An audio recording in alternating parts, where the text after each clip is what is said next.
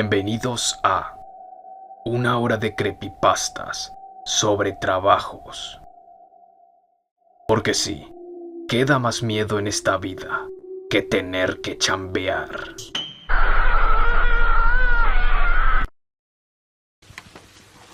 Trabajo como interrogador.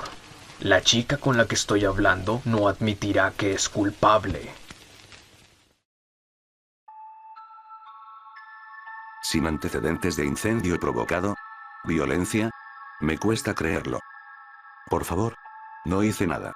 Déjenme ir. Todos sabemos que fuiste tú.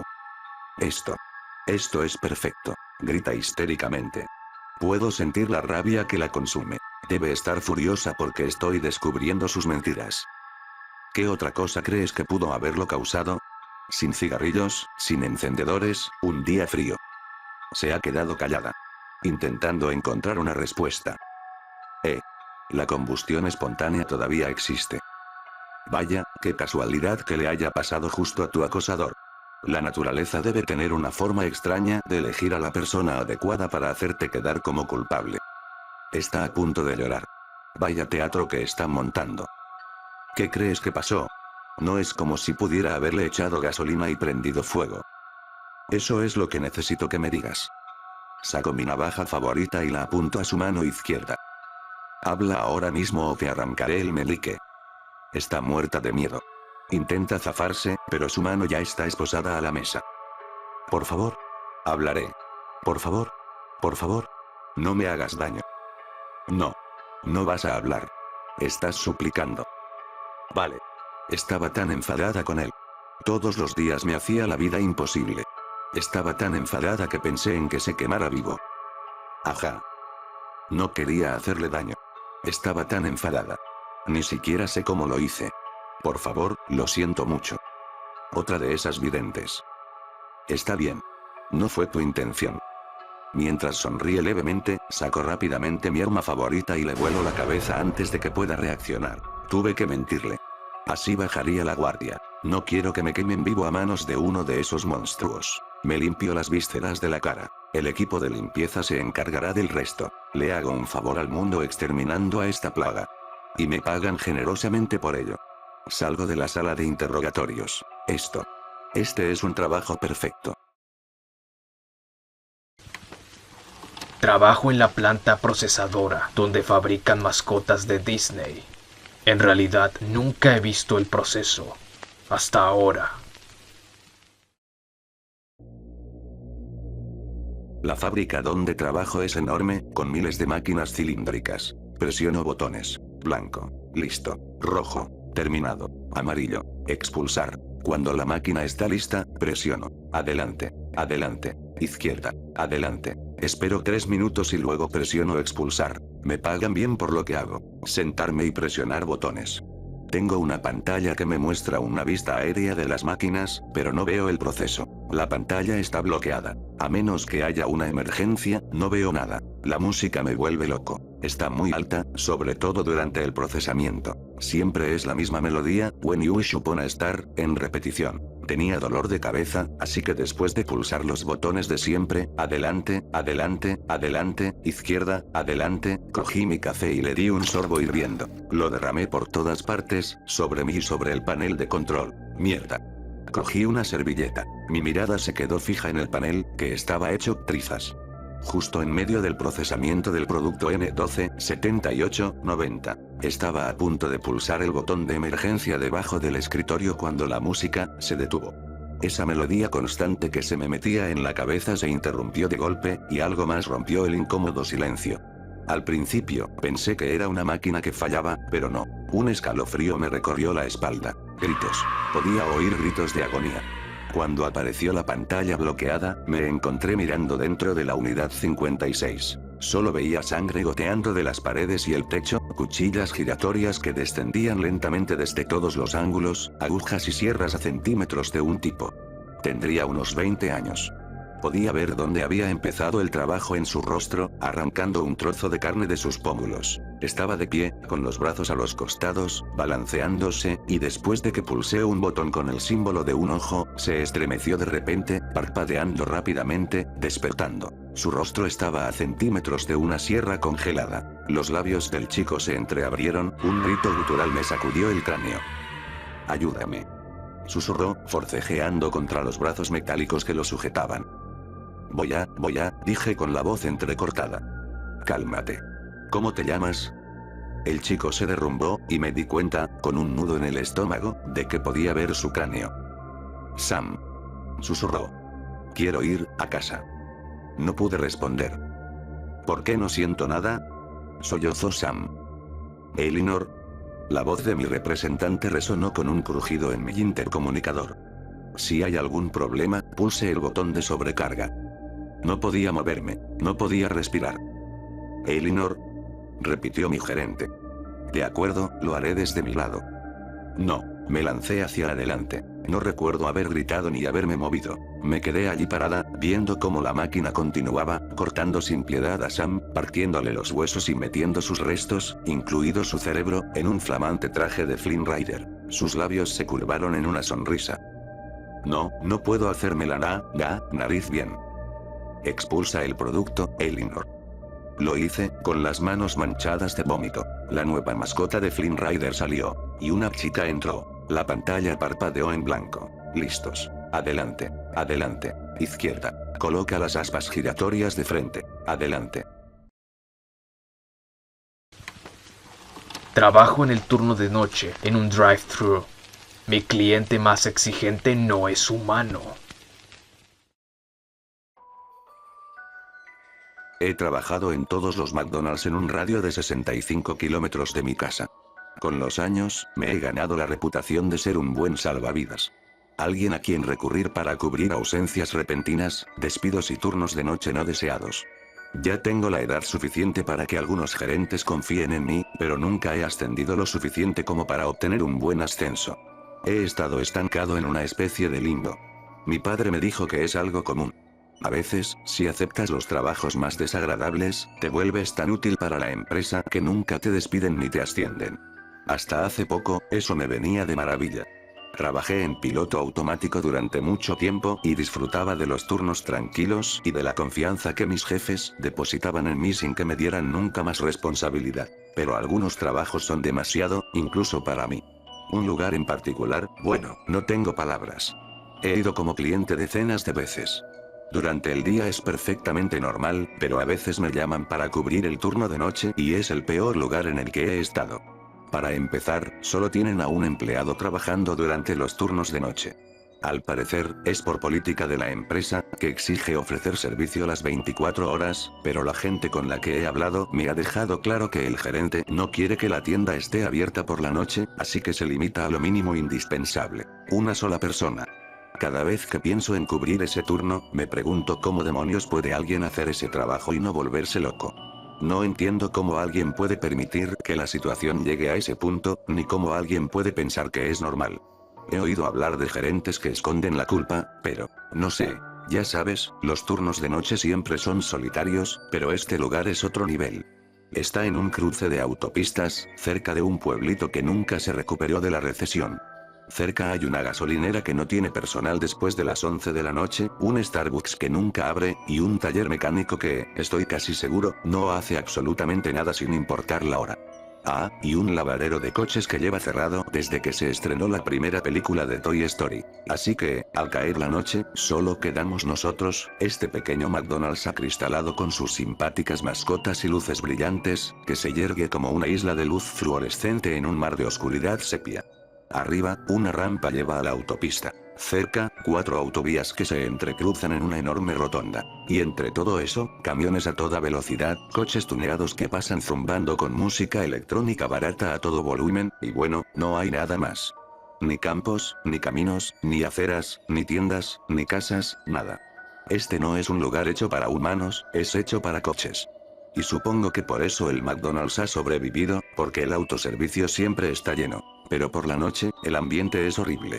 Se oyen los coches pasar zumbando, las farolas enormes lo bañan todo de luz ámbar y, de vez en cuando, algún noctámbulo para comprar una hamburguesa con queso a las 3 de la mañana, pero nada más. Nunca he trabajado en un sitio tan muerto. Algunas noches estoy solo y, la verdad, da miedo. Es más que soledad, da muchísimo miedo. Hay algo ahí fuera. Suena tonto, pero lo hay. La primera vez que llegué, el encargado me apartó y me dijo que tenía que llenar un vaso con la grasa de la freidora y dejarlo junto a la ventanilla del autoservicio. Me reí, pero él solo grunó, cogió un vaso que tenía cerca y lo llenó igual. Lo puso junto a la ventanilla y me dijo que no podía moverlo. Esperaba alguna broma, pensé que era una broma pesada. Pero ni se molestó. Era como si le diera pereza explicarlo, así que simplemente lo hizo él mismo. Esa fue mi primera noche. No pasó nada, en realidad. El tráfico disminuyó, los empleados empezaron a irse a casa y, poco a poco, todo se fue calmando hasta que el único sonido era el de algún motor que pasaba. Empecé a sentirme muy aislado, incluso un poco asustado, lo cual era una sensación extraña en el trabajo.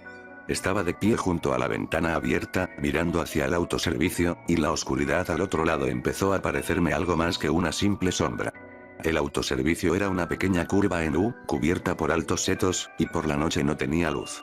Era como una lámina negra sólida, una ausencia total de luz, y yo estaba tan cerca que casi tocaba la oscuridad. Quería extender la mano y cerrar la ventana o simplemente alejarme lo más posible, pero también me repetía que me estaba asustando sin motivo. Al menos eso creía hasta que miré hacia abajo y vi que la taza de grasa había desaparecido. Recuerdo mirar hacia arriba y quedarme mirando la oscuridad, tratando de descifrar si estaba alucinando o si la taza de grasa realmente se había movido. Sentí un hormigueo en los dedos y se me secó la boca. Pero no había nada fuera de esa ventana. Aparte del viento y el ruido de los coches que pasaban, no había nadie alrededor excepto yo. Reuní todo mi valor y asomé la cabeza por la ventana, mirando a izquierda y derecha, y casi me decapitó un coche que se acercó a toda velocidad, con los neumáticos chirriando en el asfalto al frenar bruscamente frente a mí. Pegué un brinco del susto y, de repente, todo volvió a su aburrida normalidad. Solo eran un grupo de borrachos que se quedaron como media hora repitiendo su pedido una docena de veces cada uno. Para la 16ª vez que me pidieron que recordara las salsas, estaba tan enfadado que me había olvidado por completo del vaso de grasa. Después de eso, simplemente dejé de lado toda mi ansiedad. Los borrachos eran unos completos idiotas, pero me ayudaron a sentirme más tranquilo y el resto del turno pasó volando. Esperaba que esa fuera la última de mis experiencias inquietantes en ese lugar, pero después las cosas empeoraron. A pesar de convencerme de que no había pasado nada, seguí llenando el vaso de grasa y dejándolo junto a la ventanilla del autoservicio. Cada vez que salía y volvía y no estaba, sentía un poco de ansiedad y eso me dificultaba quedarme junto a la ventanilla abierta. Sentía que cualquier cosa podía alcanzarme y agarrarme, como si algo pudiera estar ahí parado mirando sin darme cuenta. Y los sonidos. A veces se oía un leve roce, un arrastrar de pies o una respiración ahogada. Es como cuando sabes que alguien te observa, o cuando te das cuenta de que no estás solo en una habitación. Simplemente, a un nivel instintivo extraño, sabía que realmente había algo afuera, en esa oscuridad profunda. Aunque solo parecieran sombras moviéndose en la oscuridad, podía percibir que no estaba del todo solo. Por eso empecé a quedarme un rato más después de cada turno, solo para asomarme por la ventana. Casi nunca veía nada, pero a veces veía partes del seto rotas o dañadas. Nada grave, solo algunas ramitas quebradas, pero definitivamente parecía que alguien o algo grande las había rozado. Claro, podría ser fácilmente un coche o una furgoneta, así que nunca estaba seguro. Pero a veces veía alguna gota de grasa que resbalaba por las hojas, apenas una pequeña gota. Pero suficiente para saber que había algo ahí fuera. Incluso conseguí hacerme con las grabaciones de seguridad. Desafortunadamente, la calidad era pésima, y lo único que se ve del autoservicio, aparte de mí en la ventana, es oscuridad total. No se distingue absolutamente nada. ¿Y qué hay del batido de grasa que desaparece? Bueno, cuando eso sucede, la cámara solo capta una sombra que tapa la ventana.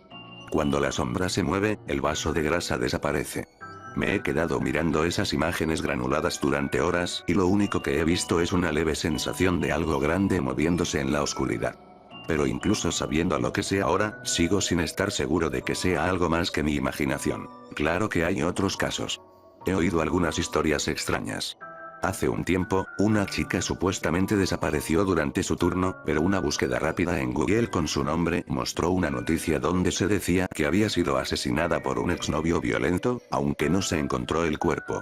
Hablé con un tipo que mencionó que un niño encontró una zanja de drenaje cercana llena de cientos y cientos de vasos vacíos de McDonald's, que supuestamente es donde van a parar los vasos de grasa. Un día intenté buscar, pero no encontré nada. Además, es un infierno andar por aquí, sobre todo de día. Y no me atrevo a abandonar mi turno para ir a buscar de noche. Otra historia cuenta que es sabido que si una freidora se deja sin usar durante mucho tiempo, empiezan a proliferar los bichos. Un día, hace años, un nuevo gerente por fin fue y encargó una freidora nueva, pero cuando vaciaron la vieja, un cacharro antiquísimo que, según me dijeron, nunca habían limpiado, encontraron algo negro y viscoso en el fondo. Cubierto de grasa y con un aspecto que nadie había visto jamás, desapareció cuando nadie miraba, dejando un rastro de grasa entre el restaurante y una alcantarilla cercana. Le conté esta historia a un gerente y puso una cara de asco tremenda y me dijo, sí, lo recuerdo, pero no había nada en el fondo de la freidora. Además, nada pudo haberse arrastrado porque la vaciábamos directamente al desagüe, así que no podía haber rastro. Lo cual me pareció una explicación razonable, aunque otra persona me dijo que ese gerente ni siquiera había estado ese día. Pero después de preguntar por ahí durante unos días, tenía historias suficientes para escribir un libro, y casi todas se contradecían de alguna manera. Ninguna me convencía del todo. En cierto modo, parecían intentos vagos de rellenar los huecos. Eran solo leyendas urbanas, pero no me conformaba con simples cuentos. Algunos incluso me preguntaron, ¿por qué me importa tanto? Y la respuesta era muy sencilla, porque tenía que compartir mi turno con algo, y nadie sabía qué era. Algo andaba por ahí llevándose esa taza de grasa. Una vez intenté atarle un cordel a la taza, pero al volver la encontré enrollada cuidadosamente junto a la ventana. En otra ocasión, dejé un vaso vacío y otro lleno, y al regresar, ambos habían desaparecido. Más tarde, esa misma noche, el vacío apareció de nuevo, intacto, frente a la puerta del restaurante. Al escribirlo ahora, todo parece inofensivo, incluso divertido. Pero no lo fue. Sé que es difícil de explicar, pero no me pareció una broma, al menos no una broma amistosa. Durante un tiempo, no tuve ninguna razón para creerlo. Hasta que una noche decidí hacer otro experimento. Esta vez dejé el vaso más lejos de la ventana, a unos 3 metros. ¿Qué esperaba? Supongo que solo quería intentar averiguar algo más, algo sobre qué se llevaba el vaso. Lo curioso es que, ahora que lo pienso, me doy cuenta de que la gente me estaba dando indirectas bastante claras para que lo dejara ahí. Eso me enfadaba. Voy de un sitio a otro, sin encajar nunca. Todos tienen sus chistes internos y sus grupitos insignificantes. Me molestaba tener que estar tan directamente involucrado. O sea, tuve que ser yo quien puso la taza ahí, pero nadie tuvo la decencia de explicarme por qué. Creo que otras frustraciones se mezclaron con todo esto, y no pude simplemente dejarlo estar. Nunca lo vi, al menos no todo. Lo que más recuerdo es el sonido. Es como si la imagen en mi cabeza cambiara constantemente. Los detalles se mueven, y el tamaño y el orden de los eventos cambian. Pero el sonido era un chillido constante, una pesadilla. Recuerdo ese sonido con perfecta claridad, incluso cuando la imagen se desvanece como una pesadilla al despertar. Cuando regresé esa noche, después de haber dejado la taza sola unos instantes, me detuve en la puerta. Todavía no había aparecido nada. Pero una ráfaga de viento caliente entró desde afuera como el aliento de un animal. Me despeinó y supe de inmediato que algo andaba mal. No podía ver nada fuera de esa ventana, solo un velo negro. Pero tuve la sensación de que algo presionaba cerca del otro lado. Y entonces, como en un sueño, ese algo se extendió, tanteando hacia la esquina donde solía dejar la taza. Parecía una mano hecha de piel de elefante. Era huesuda y nudosa, pero la piel se veía gruesa y arrugada como la de un rinoceronte, solo que más pálida. Y aunque el brazo era delgado, extrañamente delgado, la mano tenía unos dedos regordetes como los de un niño grande. ¿Sabes? Casi me reí. Eso puede pasar en estado de shock. Aquello era como un sueño. Tardé un segundo o dos en que el miedo me invadiera. Y cuando lo hizo, no podía mover ni un músculo. Esa mano surgió de la oscuridad y empezó a tantear, buscando la taza. Y cuando no la encontró, no se detuvo. Siguió. Sentí como se me aceleraba el corazón mientras se esforzaba hacia mí. Se extendió y comenzó a estirarse lentamente. La habitación se llenó de un sonido como de uñas raspando una pizarra. Y recuerdo pensar que nada de esto era posible, incluso mientras los huesos y la piel crecían y se deformaban por completo. Los músculos se rompían, la piel se volvía tan fina como el papel, dejando al descubierto venas azules como arañas y una carne de aspecto resbaladizo. Y finalmente, incluso la piel cedió, dejando al descubierto carne desgarrada y tiras de tejido. Ni siquiera lo sé. No era hueso. Era negro y lleno de hoyuelos, como alquitrán enrollado en una tira larga y delgada. Un pie, 2 pies, 3, y pronto mucho más. Cuando me di cuenta de que iba a alcanzarme, empecé a gritar e intenté retroceder, pero me caí. Mi mente y mi cuerpo se paralizaron y solo lloraba histéricamente mientras esa monstruosidad de dedos gordos se acercaba. Mi imaginación se llenó de imágenes de mí siendo arrastrado a la oscuridad, mientras intentaba desesperadamente agarrarme al resbaladizo suelo de baldosas. Seguí gritando incluso después de que llegara al mostrador justo encima de mí, me agarrara y se retirara lentamente a la oscuridad. Ese horrible chirrido de pizarra se fue apagando a medida que el brazo desaparecía entre las sombras. Me encontraron en el baño para discapacitados por la mañana. No recordaba haber entrado, pero sí recuerdo despertarme con la sensación de seguir atrapado en una pesadilla. Abrí la puerta y huí a casa y, como si confirmara mis sospechas, después supe que mi jefe no le había dicho nada a nadie. Cuando después intenté conseguir las grabaciones de las cámaras de seguridad, me dijo que no estaban disponibles. Sabía perfectamente lo que había pasado. Oí a un chico quejarse de tener que limpiar lo que yo había dejado. Cuando le pregunté a qué se refería, habló del papel hecho trizas y el pollo podrido que había encontrado por todo el suelo. Lo único que conseguí sacarle al gerente fue cuando, frustrado, me gritó después de que lo amenazara con ir a la policía. Nadie ha resultado herido en años. Exclamó. Y luego, dándose cuenta de lo que había dicho, añadió. Nadie ha resultado herido. Así que no hay nada que denunciar. Lo he intentado muchísimas veces. Pero no me di por vencido. Al final, ¿sabes qué hizo para que lo dejara en paz? Instaló rejas en la ventana. Tenían una pequeña abertura cuadrada por donde se podían pasar algunos artículos, e incluso se podían abrir desde dentro para que pudiéramos entregar los pedidos más grandes. Y luego actuó como si con eso bastara, asunto resuelto. Pero recordaba esa mano extendida y esas rejas no me tranquilizaban mucho. Detendrían a un atacante cualquiera, claro. Pero esa cosa que surgió de la oscuridad no fue suficiente para que volviera a mi turno. Solo me quedaba uno, pero aún así amenacé con renunciar si intentaban obligarme. Solo cedí cuando el gerente accedió a acompañarme. Después de eso, me dijeron, nunca más tendría que trabajar en esa sucursal. A regañadientes, sentí que tenía que aceptar. No tenía muchas opciones y mis padres eran bastante implacables con el alquiler. Además, no sé.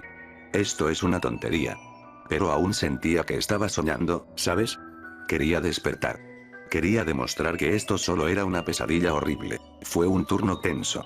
El gerente estaba furioso porque tuvo que quedarse despierto toda la noche y yo estaba furioso porque había encubierto lo sucedido, así que no hablamos mucho. La única vez que interactuamos fue cuando dejó el vaso de grasa junto a la ventana y luego revisó las rejas. Aproveché para decirle que tendría que quedarse junto a la ventana, porque yo ni loco lo haría. Por un momento pareció que iba a intentar regañarme, pero creo que se dio cuenta de que era inútil y lo dejó pasar. Al fin y al cabo, solo era una noche más, ¿no? Alrededor de las 3:30, oí un ruido en el autoservicio. Se oyó un golpe y un grito fuerte, y me levanté de un salto, con el corazón a 1000. Salí disparado por la esquina y me encontré al gerente allí parado, maldiciendo a gritos, con los pies y las piernas cubiertos de grasa. Había tirado el maldito vaso, ¿verdad? ¡Pum! ¡Zas! La grasa le corrió por las piernas y por todo el suelo. Me reí, lo que lo enfureció, aunque me reía de alivio y no de su desgracia. Intenté explicarle, pero solo me ladró que trajera otro vaso. Lo estaba llenando cuando, de repente, volvieron los gritos. Supe que, de alguna manera, esto era diferente, así que no salí corriendo. Caminé despacio y, al girarme, vi al gerente retrocediendo hacia mí mientras esa mano grotesca se agitaba buscando un vaso. Inmediatamente, el gerente se giró, me vio, agarró el vaso que tenía en la mano y lo lanzó hacia la ventana. Pero solo golpeó suavemente los barrotes y cayó al suelo, donde la mano, rápida como un látigo, lo siguió. Resulta que el vaso siempre había estado medio vacío. Nunca había tenido tiempo de llenarlo bien. Así que esos dedos grises e inertes apenas tocaron un pequeño charco de grasa, con una expresión de decepción casi palpable. Y entonces, se levantó de golpe, como una serpiente que fija la mirada en su presa. El gerente y yo lo miramos y vimos sus piernas cubiertas de grasa, e inmediatamente empecé a gritarle que se quitara los pantalones. Pero era demasiado tarde. Antes incluso de que le llegaran a las espinillas, empezó el sonido. Dios, se te metía en la cabeza. Era como un taladro perforando tus pensamientos más profundos. Dolía tan solo oírlo. Y el gerente se quedó intentando quitarse los pantalones empapados de grasa con una mano, mientras se tapaba los oídos sangrantes con la otra. Y esa mano no paraba de acercarse. Cuando estuvo a unos metros, lo agarré y empecé a tirar, pero ambos resbalamos y caímos sobre la grasa que había goteado de su ropa. Estábamos tan aterrorizados que intentábamos trepar uno encima del otro para escapar. Si nos hubiéramos tomado un poco de tiempo, probablemente habríamos podido escapar fácilmente.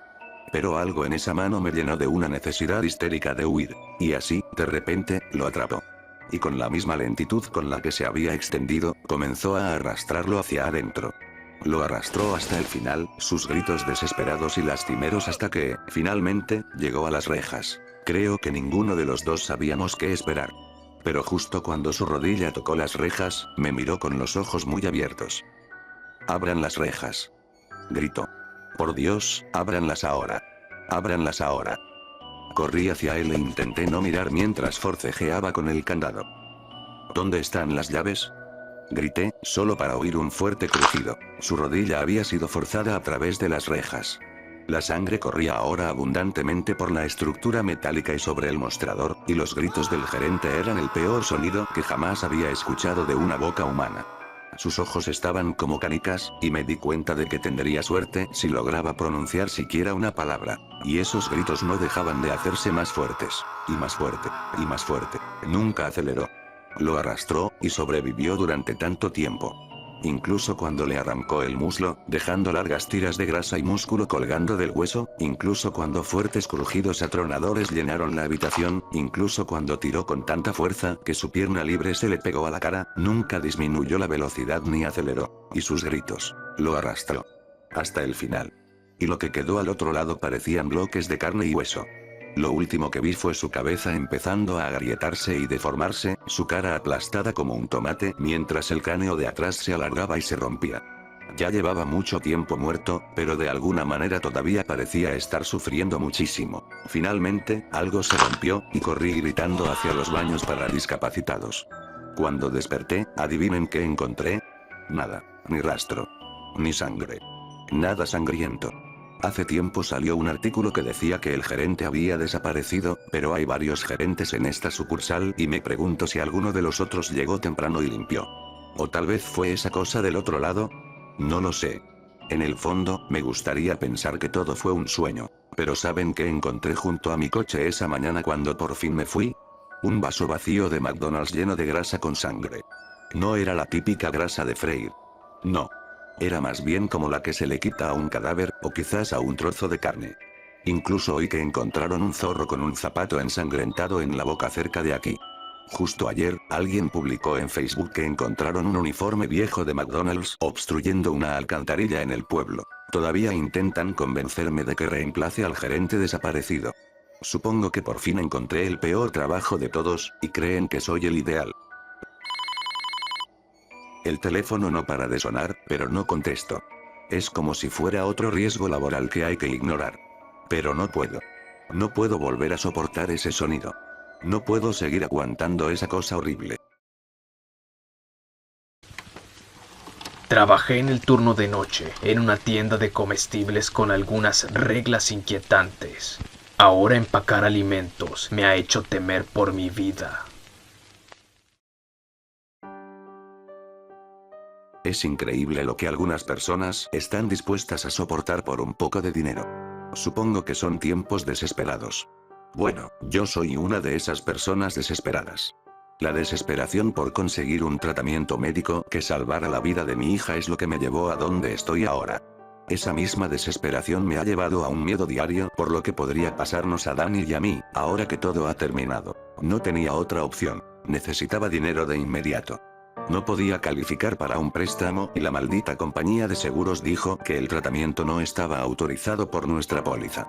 Mi trabajo apenas pagaba más del salario mínimo y aún necesitaba casi 5.000. La única manera de que esto funcionara era conseguir otro trabajo nocturno en otro lugar, al menos hasta que pudiera ahorrar lo suficiente para pagarle el tratamiento. Dani era todo lo que me quedaba. Ya había perdido a su madre hace un año en ese accidente de coche, así que no podía perderla también. Busqué por todas partes. Revisé los clasificados y conduje desesperadamente buscando un trabajo que me pagara lo que necesitaba y que también tuviera un turno de noche disponible. La perspectiva parecía desesperanzada, pero tenía que encontrar algo pronto. Vivíamos en un pueblo pequeño y las perspectivas parecían sombrías. Fue entonces cuando, con un golpe de suerte que en aquel momento pareció indicarme la suerte, pregunté por un trabajo en una pequeña tienda de comestibles a 1,5 kilómetros de donde vivíamos. Se llamaba She's Nighttime Convenience and Grocery. Era una tienda pequeña y peculiar que cerraba durante el día y parecía abrir sobre las 8 p.m. y cerrar un poco antes de la mañana. El horario inusual parecía extraño y no sabía quién querría comprar en una tienda que solo abría en mitad de la noche cuando había cadenas de 24 horas en otros lugares. Aunque en realidad no importaba, era una tienda, necesitaba un trabajo y, en este caso, el horario único se ajustaría a mi horario. Decidí intentar solicitar un trabajo allí. Iba de camino a casa después de terminar un turno en mi trabajo diario. Mi amiga Katy tuvo la amabilidad de cuidar a Dani mientras yo trabajaba, e incluso aceptó si encontraba un turno de noche en otro sitio, al menos durante 1 o 2 meses si era necesario. Como ya había visto alguna tienda y había visto el horario, decidí preguntar por un trabajo en la pequeña y solitaria tienda que parecía abrir solo de noche. Al principio me resistí, pues pensé que podrían tener alguna excusa ilícita para abrir solo en ese horario. A pesar de mis dudas, me di cuenta de que era mi mejor esperanza de conseguir un trabajo con mis pocas habilidades. Un turno de noche garantizado. Bajé del coche y caminé hasta la entrada. El lugar estaba bastante descuidado, pero parecía que aún tenía letreros por toda la fachada. Había carteles de rebajas y artículos en liquidación, y la fachada, más bien normal, de un supermercado me hizo relajarme y continuar con mi camino. De cerca, noté una marca debajo de la primera parte del nombre de la tienda, She's. Parecía un kanji japonés o algo así. Entré y me pareció engañosamente grande comparado con lo pequeño que parecía por fuera. Había pasillos con diversos comestibles y otros artículos para el hogar, e incluso algunos percheros. No tenía ni idea de cómo podía ser un negocio tan grande. La mayoría de los compradores parecían bastante normales al principio, aunque había algunos que, se notaba, preferían hacer la compra de noche. Intenté no mirar fijamente, ya que recibí una mirada asesina de uno de ellos, en quien debí haberme fijado demasiado tiempo. El personal también tenía un aspecto similar al de cualquier otra tienda. Bastante diverso y nadie con un humor excesivamente alegre ni excesivamente hosco.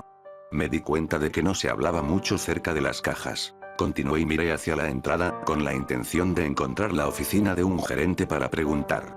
Me sentí esperanzado al ver un cartel que pensé que decía "Se busca ayuda". Me sentí un poco confundido y menos optimista al leer el contenido completo del extraño cartel que decía "Se necesita ayuda". Pero no siempre se necesita. No supe cómo tomármelo, así que decidí buscar a alguien a quien preguntar. Al acercarme a la trastienda e ir a tocar la puerta, me interrumpió un hombre corpulento con un delantal azul y una placa que indicaba que era gerente de tienda, Benji. El hombre corpulento me recibió con un amable, aunque un poco forzado. «Hola. ¿Puedo ayudarte a encontrar algo hoy?». Me distrajo su expresión casi de dolor, como si su sonrisa fuera a destrozarle los músculos de la cara si la mantenía un momento más. Dejando de lado la distracción, recordé por qué estaba allí. Sí, de hecho buscaba un trabajo aquí. Expresé mi sincera intención mientras señalaba el cartel de ayuda cerca de la puerta. Benji dejó de sonreír, miró el cartel y luego pareció que iba a decir algo cuando levantó un dedo y sacó una radio del bolsillo. «Molly, ¿cómo está la situación de la empacadora hoy? ¿Cómo estamos con el personal?». No hubo respuesta inmediata. Volvió a sonreír de esa forma inquietante mientras tamborileaba con los dedos sobre la corbata, esperando una respuesta. Su rostro se arrugó y luego dijo: «Lo siento, creo que ya no tenemos cupo, pero gracias por su interés». Estaba a punto de despedirme cuando su radio cobró vida y oí una voz con estática en la línea. No pude oírlo todo, pero sonaba extraño y creí oír algo como: «Rob tuvo un problema, y lo pillaron». No supe qué pensar de las partes raras que oí, pero antes de pensarlo 2 veces, oí a Benny murmurar: De acuerdo, pero la próxima vez conteste más rápido, podría haber sido un código negro y si se mete con esos clientes, será su culpa. Seguía allí de pie, en un incómodo silencio, cuando se dio la vuelta y su frustración desapareció, volviendo a su horrible sonrisa falsa mientras proclamaba en voz alta. ¡Felicidades! Hay una vacante disponible, vamos a prepararte. ¿Puedes empezar esta noche? ¿Ahora mismo, o sea, esta noche?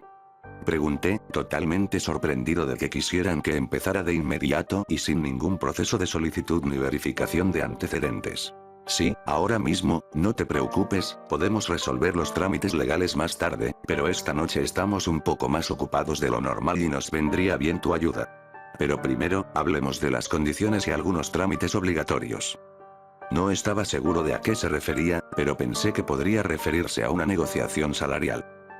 Claro, ¿cuál es el sueldo y los beneficios? Sabía que era un poco de mal gusto preguntarlo de entrada, pero necesitaba ese dinero con urgencia y Dani no podía permitirse que me engañaran con un salario bajo. $45 la hora es el sueldo de los empacadores, que es como normalmente empezamos. Casi me quedé sin aliento. Era una locura para un chico que empaca en un supermercado. Mi sorpresa fue evidente y Benny levantó una mano e interrumpió mi siguiente pregunta diciendo: aquí valoramos el trabajo duro y la integridad, y un poquito de discreción. Se rió a carcajadas y se dio una palmada en la rodilla. Pero hablando en serio, hay un acuerdo de confidencialidad que necesitamos que firmes junto con la documentación. Volvió a sonreír y pensé que lo de la discreción y el acuerdo de confidencialidad eran raros, pero era el doble de lo que ganaba en mi trabajo, así que me alegré muchísimo con la perspectiva. Continuó. La cobertura médica y dental están completamente cubiertas, pero no el seguro de vida. Esas pólizas siempre tienen algún problema por alguna razón. Su sonrisa se ensanchó al decir esto último, y parecía aún más falsa que antes. A pesar de algunas implicaciones inquietantes, apenas podía oír las alarmas sobre mi futuro día de pago. Había encontrado un milagro. Podría ganar suficiente dinero en aproximadamente un mes trabajando aquí y en mi trabajo habitual. Podría conseguirle a Dani ese trato.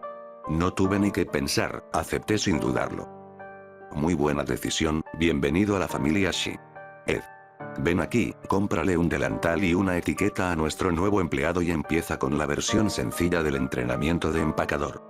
Un hombre mayor de aspecto desagradable salió de la trastienda. Sostenía un delantal y se movía con un paso extraño que podría indicar alguna lesión previa o algo similar. Forcé una sonrisa y me presenté, pero el hombre, como escuché que se llamaba, no me correspondió. Me miró de arriba abajo y resopló con desdén, de una forma que era difícil no ofenderse. Lo dejé pasar y esperé a que dijera algo. Justo antes de abrir la boca para preguntar cuándo empezaba el entrenamiento, me interrumpió y preguntó sin humor. ¿Conoces al tipo que empaqueta? ¿Empaquetar? ¿Cómo empaquetar la compra? Intenté aclarar. Me miró fijamente y asintió. Bueno, sí, o sea, tengo una idea general. Nunca he trabajado en un supermercado.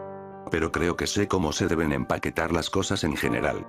Hizo una pausa incómodamente larga y estaba a punto de intentar hablar de nuevo cuando resopló y soltó una risa gutural bastante desagradable que terminó en un ataque de tos seca.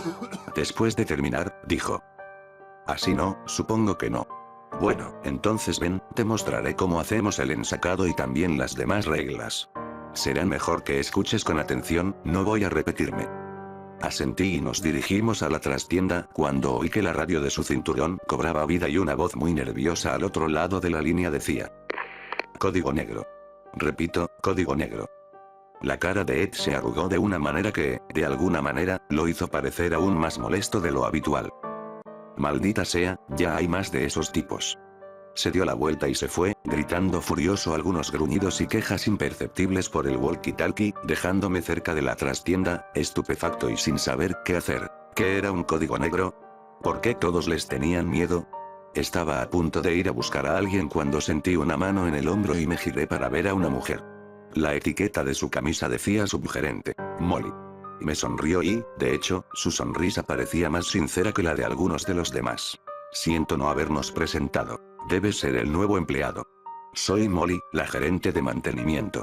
Puedo ayudarte con la capacitación y la orientación. Podría ser un gran activo aquí en Shiz. Me indicó con la mano las puertas de la trastienda y me acompañó hasta ellas. Entramos en los pasillos y, al mirar a mi alrededor, vi varias puertas que parecían neveras. Supuse que debían almacenar muchos productos para necesitar tantos congeladores dispersos. Cerca de las puertas del congelador se veían estantes con otro inventario. Había filas de cajas y palés con cosas extrañas como productos químicos, herramientas para trabajar el metal, varias piezas de ferretería y cajones con nombres de fabricantes de armas. Me preguntaba de nuevo qué clase de tienda sería esta. Además del inventario extraño, también estaba un poco desordenado y me alegré de no tener que ordenarlo todo. Nos dirigimos a una oficina con paredes pintadas de un azul intenso y opresivo, como un aula de preescolar. La vista me recordó a cuando Dani estaba en preescolar y me armé de valor ante cualquier dificultad que este trabajo pudiera presentar. Tenía que hacer esto por ella. La oficina era sencilla. Solo había un escritorio, algunas sillas y un archivador. Me fijé en las paredes, pintadas sobre el azul brillante, unos caracteres negros que casi parecían caligrafía. Había más kanji en la pared y de nuevo me pregunté qué significaban. Antes de que pudiera adivinar, Molly me hizo señas. Me indicó que me sentara en una de las dos únicas sillas, en este caso la que estaba frente al escritorio. Me senté y ella se sentó frente a mí.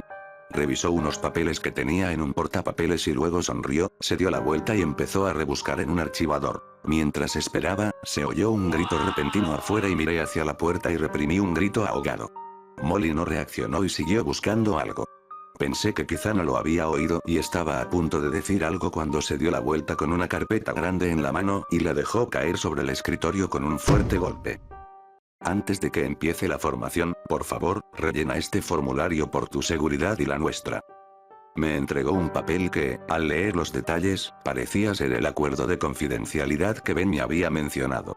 Me pareció extraño tener que firmarlo, pero otros documentos de contratación, como los de impuestos, nóminas y atención médica, no eran necesarios antes de empezar. Pensé que podrían estar pagando a gente en negro, algo que, lamentablemente, preferiría, ya que al no tener deducción fiscal, podría ahorrar dinero más rápido. Firmé demasiado rápido sin darme cuenta de lo que estaba aceptando mantener en secreto ni de las consecuencias que me impondría no hacerlo. Molly tomó el papel, lo revisó y dijo: Bien, ya está resuelto. Bueno, empecemos. Este es el manual del empleado. Solo tenemos uno, así que vas a leerlo un rato. Como necesitamos personal ahora, lo revisaré rápidamente contigo, ya que Ed estaba indispuesto. Hizo una mueca al decir la última palabra, miró su reloj y luego ajustó la esfera de su walkie-talkie. Me miró de nuevo y continuó.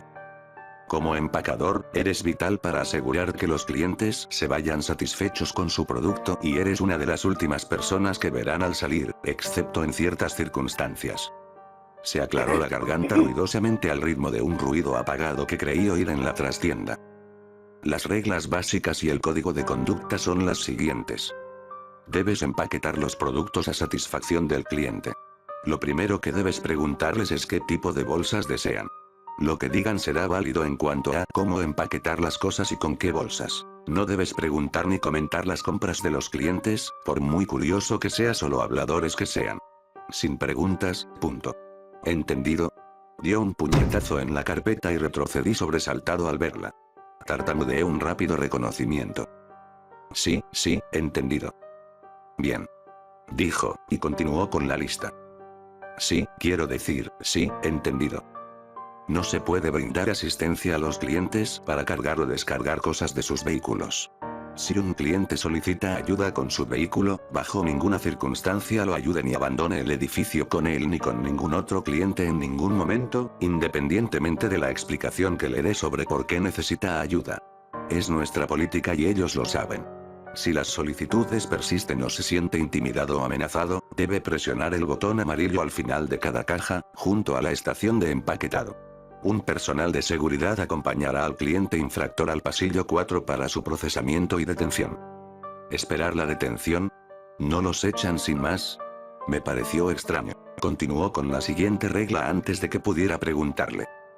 La regla más importante. Ocasionalmente habrá una solicitud de bolsa especial. Lo sabrá al oírla. Si se le solicita, presione el botón negro al final de la caja y proceda con el protocolo de código negro. Estos clientes suelen ser nuestros clientes que más pagan y, a menudo, están aquí por orden del mismísimo señor Shi. Deben ser atendidos lo más rápido posible. Ahí estaba, código negro otra vez. ¿De qué bolsa especial hablaba? Ignorando la preocupación que se extendía por mi rostro, continuó. Celulares, relojes inteligentes o, literalmente, cualquier cosa que pueda usarse como dispositivo de grabación está estrictamente prohibido durante el servicio.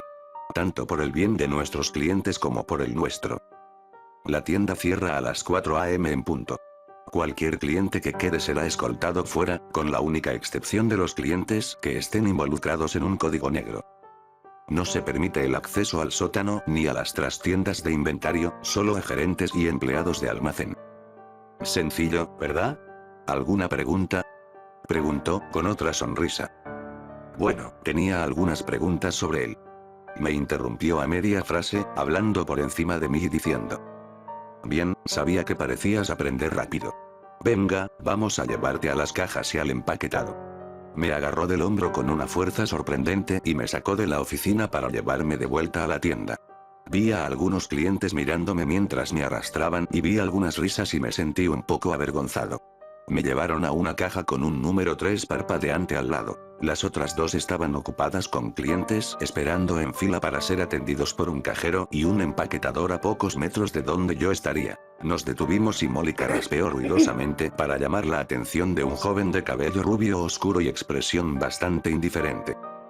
Hola Lee, este es nuestro nuevo empaquetador. Enséñale cómo funciona y trata de ser amable con él, es su primer día. Sé que hay mucha gente, pero no queremos otro problema como el que tuvo Rob tan pronto. Diviértanse.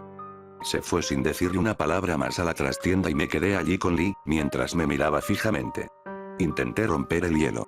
Hola, me llamo. Guárdatelo. Respondió bruscamente. No quiero encariñarme, por si acaso. Rob me caía bien, era mi amigo y ahora, bueno, ahora es mejor no hablar de lo que le pasó. Simplemente haz tu trabajo y sigue las reglas y estarás bien. No supe cómo responder a la brusca presentación, pero pensé que parecía más amable que ese tal Ed, así que me acerqué a la estación de empaquetado, le hice un saludo fingido e intenté sonreír. Iba a ser una noche larga. Entró el primer cliente y Lee examinó sus artículos sin decir palabra. Procedí a coger algunas bolsas cercanas cuando sentí una fuerte patada en la pierna. Lee me miraba fijamente como si acabara de abofetear a su madre. ¿Qué? Pensé que debía. Entonces miré al cliente que me fruncía el ceño y recordé. Hola, ¿qué tipo de bolsa le gustaría? La clienta, una mujer mayor, me miró con desprecio y finalmente aceptó la pregunta, diciendo sin vueltas. Papel, por favor. Hizo todo lo posible por fingir que no existía mientras empaquetaba sus cosas. Principalmente comestibles, frutas y verduras, carne y lácteos. Había algunas cosas raras, como un juego de cuchillos de cocina y lo que parecían cajas de munición para armas de fuego. Estaba a punto de preguntar por ellas cuando recordé las reglas. Intenté ignorarlo y seguir adelante. Se fue sin decir palabra y más clientes se unieron a nuestra fila. A medida que avanzaba la noche, empecé a ver cosas menos normales y más inquietantes. Un cliente había comprado bridas, grandes cantidades de lo que parecían sedantes de grado médico y varias bolsas de dulces. Otro compró una cantidad desorbitada de munición para diversas armas y varias frutas grandes como sandía y melón verde. Pensé que tal vez solo estaba disparando a la fruta para practicar el tiro al blanco hasta que vi lo que parecía un chaleco antibalas y una cantidad incómoda de alcohol. Después de que pasaran una docena de clientes bastante molestos, finalmente encontré a alguien que parecía bastante afable. Era una anciana amable que parecía disfrutar hablando conmigo y, por lo que se decía, era muy simpática. Fue un respiro muy necesario y, de hecho, disfruté hablando con ella. Se llamaba March y estaba comprando algunos ingredientes para hornear, huevos, mantequilla, harina, especias, todo bastante normal. Tienes que probar mi tarta de frambuesa, está divina. La próxima vez traeré un poco, o mejor aún, creo que todavía tengo en el coche. ¿No te harías el amable de ayudar a una anciana con la compra? Estaba a punto de aceptar cuando vi que la cara de Lee se quedaba en blanco y simplemente negó con la cabeza. Volví a mirar a March, que tenía una amplia sonrisa, y bajé la vista hacia la otra mitad de la compra que aún no había empaquetado. Había envases de varios productos químicos, como veneno para ratas, lejía y amoníaco. Intenté hablar, pero me quedé paralizado y volvió a preguntar. Vamos, cariño, tengo la cadera mal después de la caída, solo será un momento y puedes llevarte un capricho y una buena propina. Su sonrisa cambió de una forma que me incomodó mucho y me costó hablar, pero finalmente solté. No, gracias, señora. Es la política de la tienda. No podemos acompañar a los clientes fuera de la tienda bajo ninguna circunstancia. Su sonrisa se desvaneció y una mueca de ira se encendió brevemente. Bueno, supongo que te lo pierdes, lo habría hecho espectacular. Pensé en comprarme uno nuevo antes de que te dieras cuenta.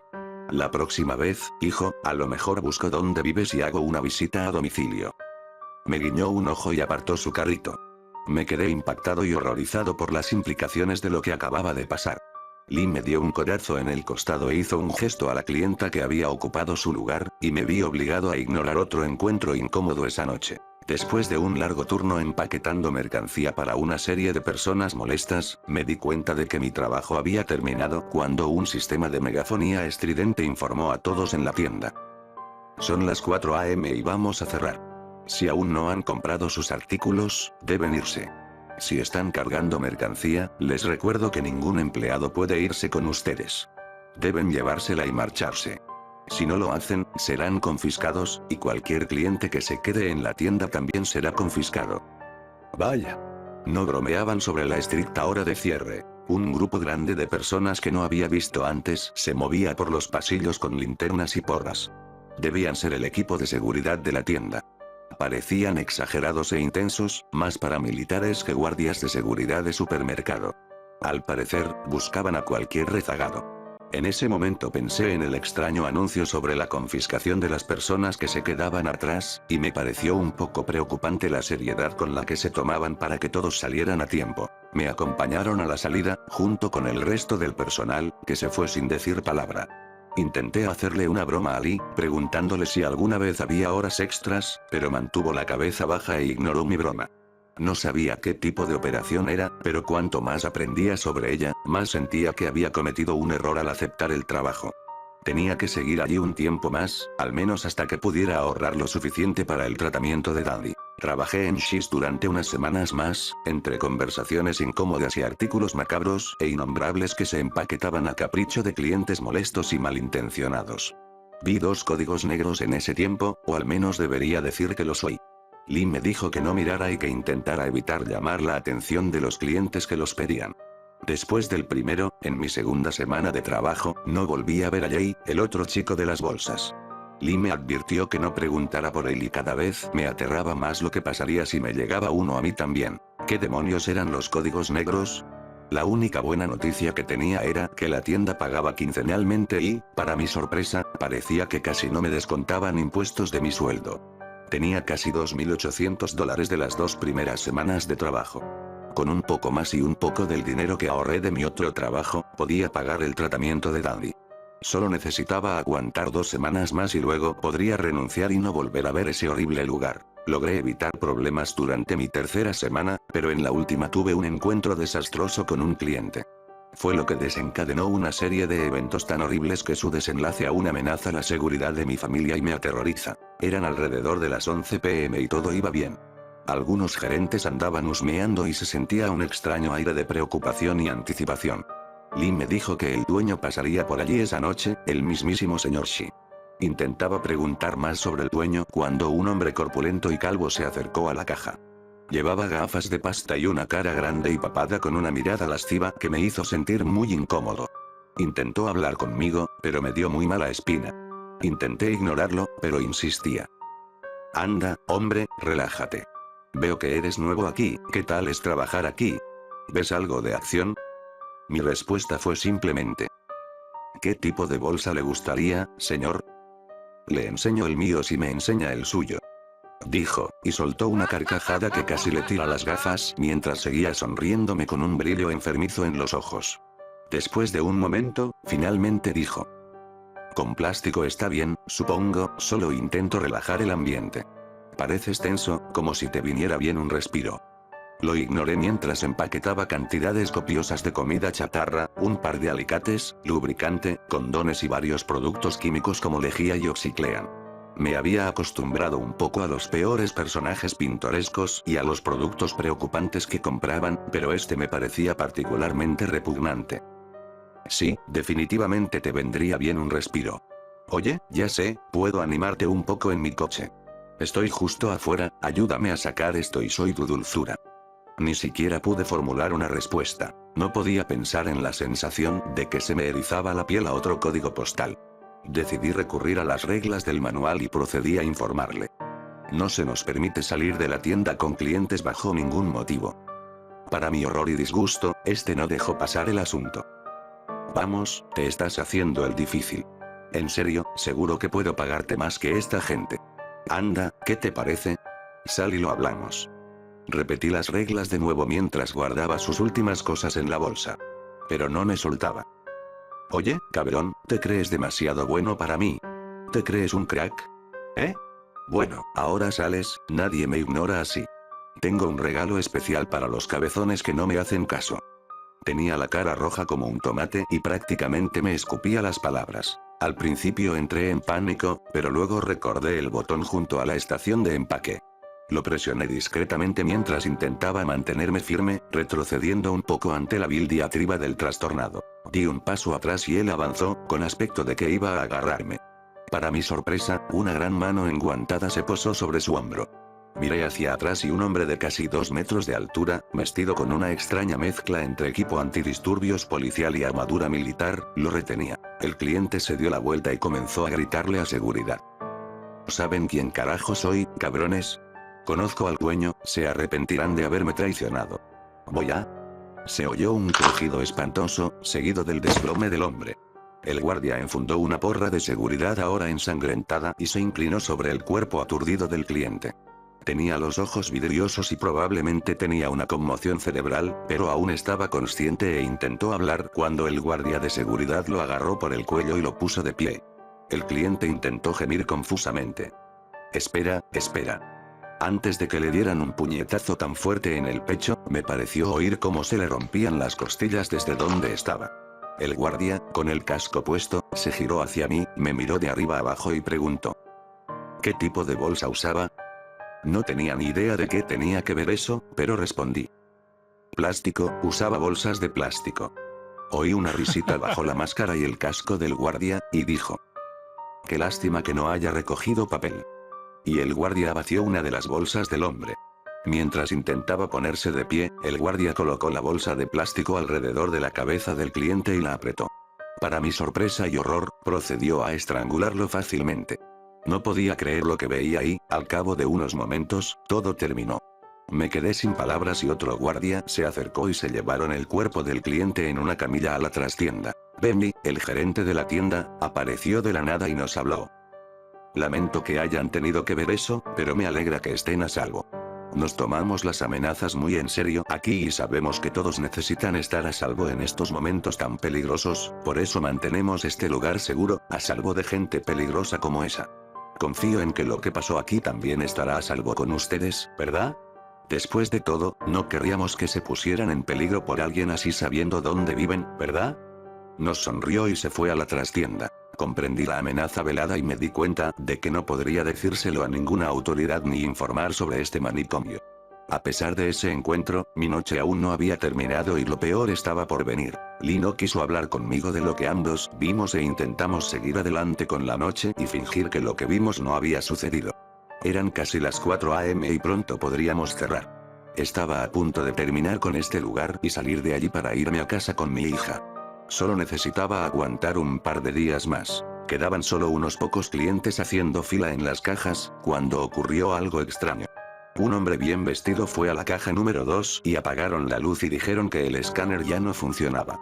Parecía sospechoso, ya que había estado bien toda la noche, pero cuando las miradas cautelosas y los rostros preocupados pasaron por delante de mí y luego por el hombre bien vestido, me di cuenta de que quizá supieran algo que yo desconocía. Se me encogió el corazón al darme cuenta de que podría ser uno de esos clientes especiales. Miré a Lee y estaba visiblemente sudando y manipulando torpemente la caja registradora. El hombre se acercó a la caja. Tenía una pequeña cesta con lo que parecía hilo de coser fino, dedales y artículos de sastrería. También contenía una sierra para metales, una escayola y varias cajas de clavos y remaches que parecían desentonar con el equipo de costura. En sí, no le di importancia y me relajé un poco. Lee estaba pálido y, sin decir palabra, recorrió con la mirada los pequeños artículos que tenía. Después de que bajaran por la cinta transportadora, el hombre se volvió hacia mí, se tocó el sombrero y se presentó. Buenas noches, amigo. Me llamo Henry Jaspen. Trabajo en una pequeña tienda de telas antiguas y estoy aquí para comprar algunos materiales. Me relajé un poco más. Esto no me pareció extraño. Procedí a preguntar. ¿Qué tipo de bolsa desea hoy, señor Jaspen? Bueno, mi buen amigo, debería pensar en papel para las cosas pequeñas que ves aquí. De hecho, encontré todo el equipo de sastrería que necesito para hacer un trabajo del que cualquiera se sentiría orgulloso. Pero lo que realmente necesito hoy son algunas materias primas.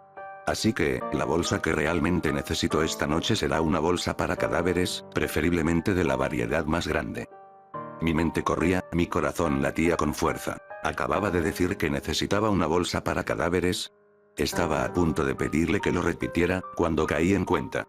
Las reglas decían: una solicitud de bolsa especial, lo sabrás cuando lo oigas.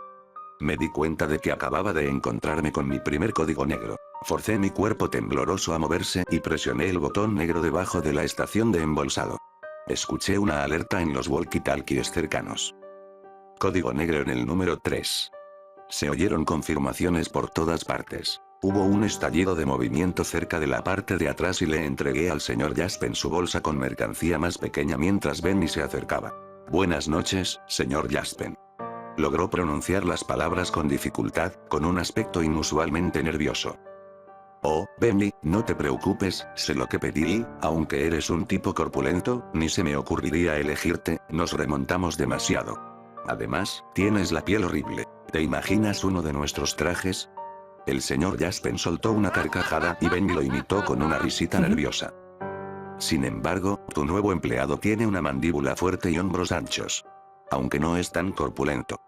Me miró de arriba abajo y me sentí confundido y aterrorizado por lo que implicaba, fuera lo que estaba diciendo. Mientras me observaba, Benny intervino y dijo: por supuesto, eres libre de elegir lo que quieras, pero si pudiera sugerirte una opción.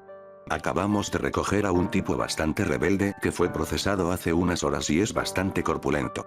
Quizás sea una buena alternativa. Por supuesto, Benny, tú y tu nuevo empleado van delante. Seguí a Benny, entre él y el señor Jaspen, que iba detrás de nosotros. Entramos por la parte de atrás y luego por una puerta con llave que daba al sótano.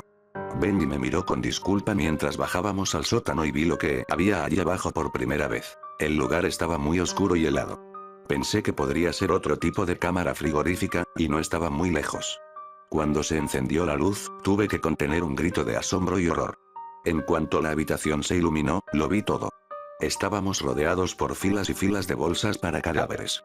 Casi todas estaban llenas, y de muchas de ellas se asomaban cadáveres, todos en diversos estados de descomposición. Pensé que iba a vomitar. Parecía una morgue. Me di cuenta de que habíamos estado lidiando con estos productos todo el tiempo. Me reí en silencio, desesperado, al darme cuenta de que las opciones eran papel, plástico y, al parecer, bolsas para cadáveres. Pensé en la conversación sobre la selección de una persona. También pensé en las otras personas que habían manejado códigos negros y no habían vuelto a aparecer, como Rob. Rob estaba en una bolsa.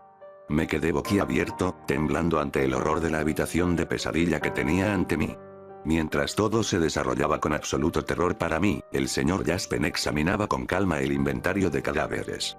Los examinaba, pellizcando alguna mejilla aquí y allá y chasqueando la lengua o soltando un gemido de desdén.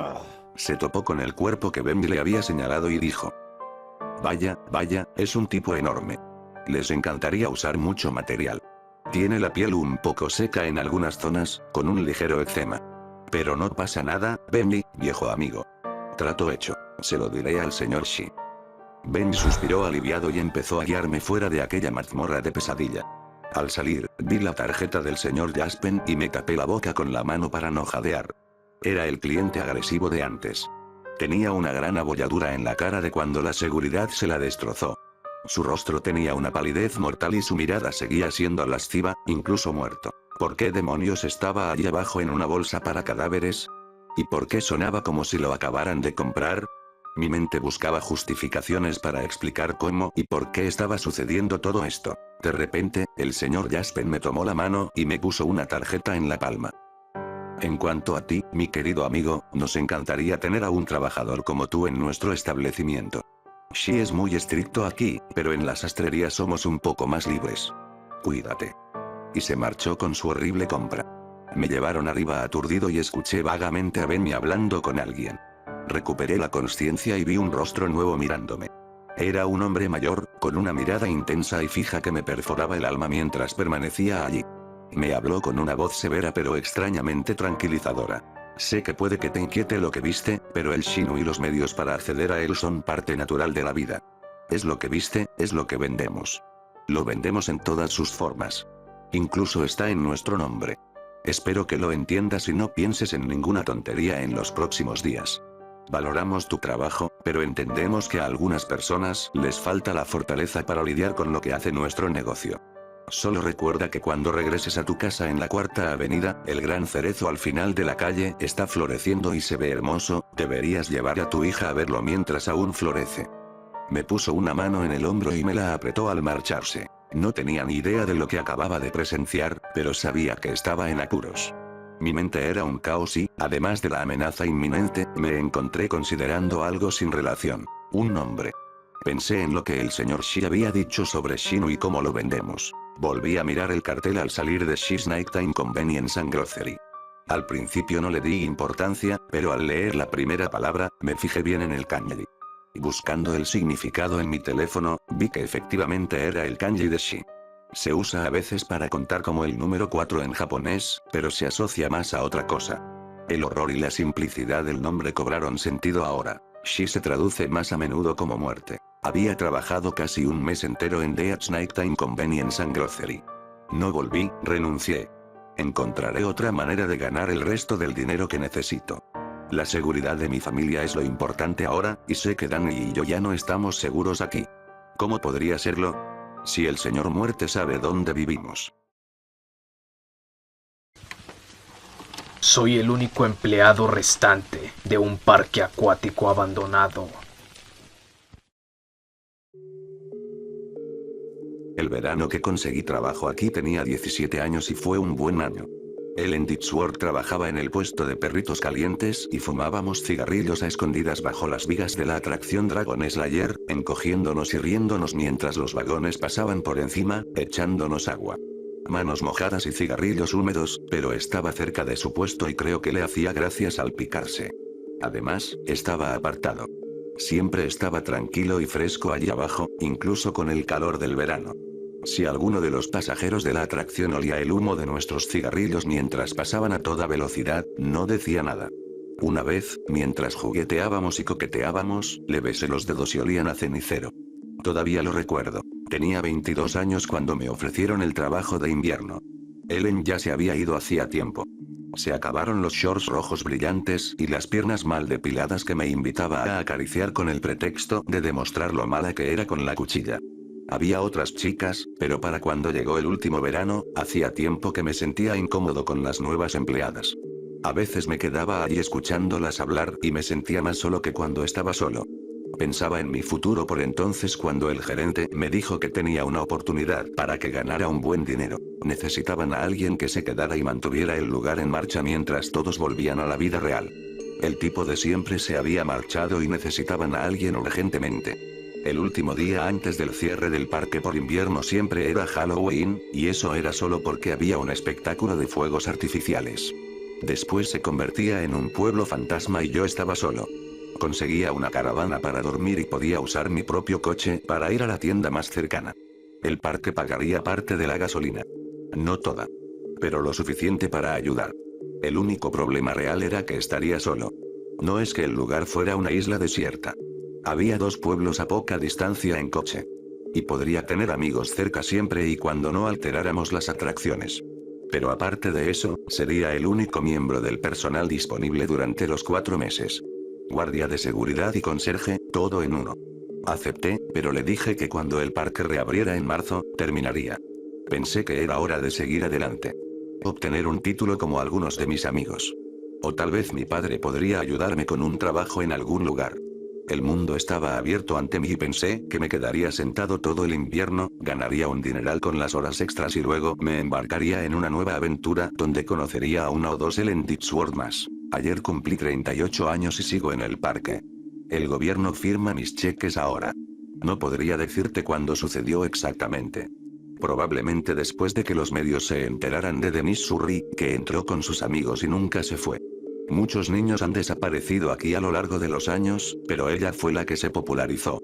Sus padres eran médicos y tenía ojos azules, así que recibió la atención justa para que salieran las cámaras de noticias. Cuando se calmó el alboroto y los medios pasaron a otra noticia, llegaron unos agentes del gobierno e instalaron empalizadas de acero de 2,4 metros. Me dieron las llaves de la única puerta y se largaron enseguida. Me dio una sensación extraña ver a 4 hombres trajeados, corpulentos y con pistolas en la cadera, subirse a un vehículo sin distintivos y salir del aparcamiento a toda velocidad, tan rápido que la parte trasera del coche derrapó. Uno de ellos miró por encima del hombro hacia el parque y estaba tan asustado que parecía estar viendo una nube de hongo. Yo fui quien encontró a Denise.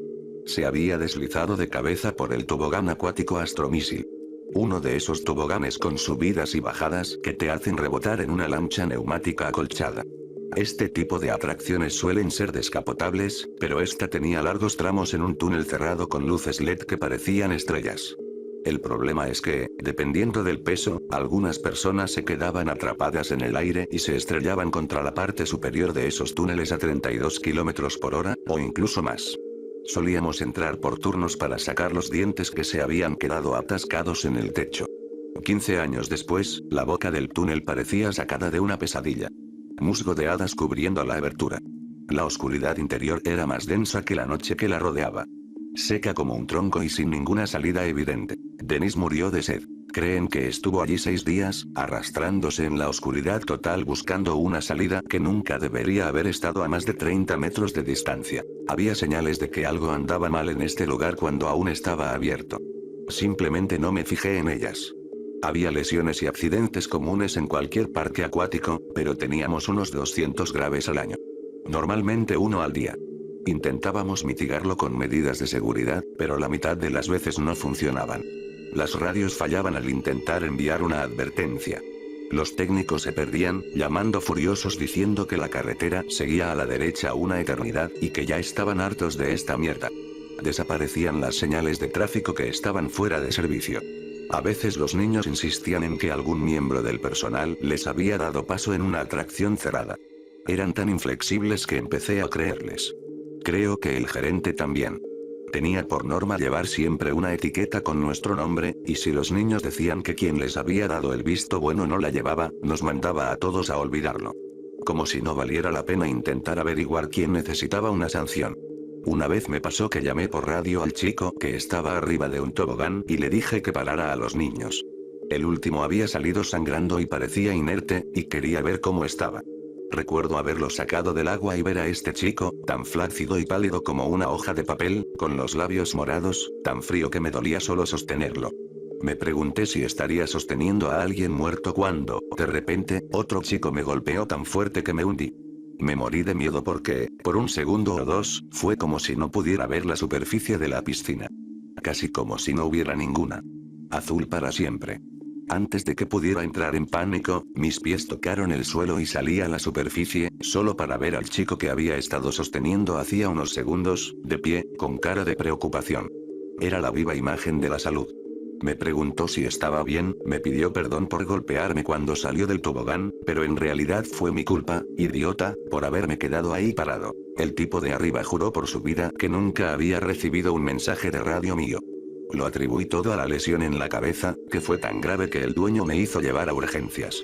Mirando hacia atrás, estoy bastante seguro de que fue el parque divirtiéndose conmigo. Podría haber sido peor. Se podría decir que le gusta gastar bromas, pero esas bromas son terribles y con los años solo han empeorado. A pesar de todo lo que les he contado hasta ahora, el primer invierno no fue tan malo como podrían pensar. Daba miedo caminar por todas esas atracciones que normalmente estaban tan concurridas y llenas de vida. Lonas tendidas sobre todas esas piscinas, grandes y pequeñas, moviéndose con suaves susurros en los vientos gélidos. No era gran cosa durante el día, nublado y lúgubre, el aire parecía azul. Pero por la noche era aún peor. Hice esas rondas rápidamente, parando a veces para reunir el poco valor que me quedaba y alumbrar los baños a oscuras o para revisar alguno de los vestuarios que había por el lugar. Se perdían cosas con frecuencia. Me movía de un lado a otro. Una vez, una de las atracciones empezó a funcionar a las 3 de la mañana y me desperté con el sonido de una música metálica que resonaba por todo el parque. Pero el invierno llegó y se fue sin ningún incidente importante. El primer día que el parque reabrió, fui a ver al gerente y me resbalé en el agua. Me rompí el brazo izquierdo y me hice un desastre en la espalda. El dueño tenía tanto miedo de que lo demandaran que me dio dinero. Me dijo que cubriría las facturas médicas, me sentaría en mi remolque y me pagaría por no hacer nada. Nada. ¿Qué iba a hacer? Había acordado empezar otro trabajo en una obra en unas semanas y no tenía ninguna esperanza de hacer ese tipo de trabajo con mis lesiones. Necesitaba dinero y no tenía otra forma de conseguirlo. Acepté quedarme hasta sentirme mejor, pero por desgracia nunca lo hice. Pronto llegó el invierno y el mismo trato de la última vez volvió a estar sobre la mesa. Él necesitaba a alguien en el lugar, y yo necesitaba dinero. Acepté pensando que unos meses más en el parque no estarían tan mal. Me equivoqué. La segunda vez fue mucho peor. En parte fue culpa mía. Tenía 23 años y la espalda mal, bebía casi todas las noches y luchaba con los analgésicos recetados. Pasé casi todos los días atormentado por la extraña sensación de que mi luna de miel había terminado. Casi ningún amigo aceptó mi invitación para pasar un par de semanas, y los que lo hicieron no duraron mucho. No sabría decir si fue solo que nos distanciamos, como suele pasar entre amigos, o por la extraña influencia del parque. Dave vino con su novia un par de noches. Ella estuvo de mal humor todo el tiempo. Odiaba dormir en la caravana mientras yo me quedaba en una tienda de campaña afuera. Pero también odiaba el parque. Dijo que se sentía vigilada todo el tiempo. El viaje se interrumpió cuando la encontramos gritando una mañana. Estaba señalando uno de los toboganes, diciendo que algo se había salido y estaba en la piscina nadando, pero cuando miramos no vimos nada. Eso sí, tenía una mordedura terrible en el tobillo. ¡Qué forma tan curiosa! Dave lo miró y se asustó muchísimo. Salieron a toda prisa. Las ruedas de otro coche chirriaron al salir de allí a toda velocidad. Nunca supe qué pasó, pero si a ella no le gustaba el parque, bueno, supongo que al coche tampoco le gustaba ella. No es que estuviera mucho más seguro. Me encontraba con heridas de muerte haciendo trabajos básicos. Las cosas se rompían constantemente, aunque hubieran estado bien durante años.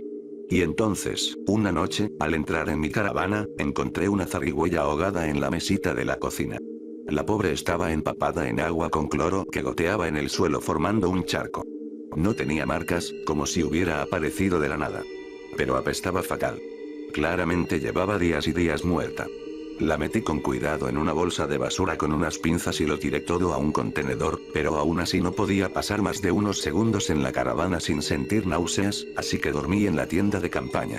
La puse lo más cerca posible sin percibir ese olor, pero tuve un mal presentimiento todo el tiempo que la monté. Como si me estuvieran observando.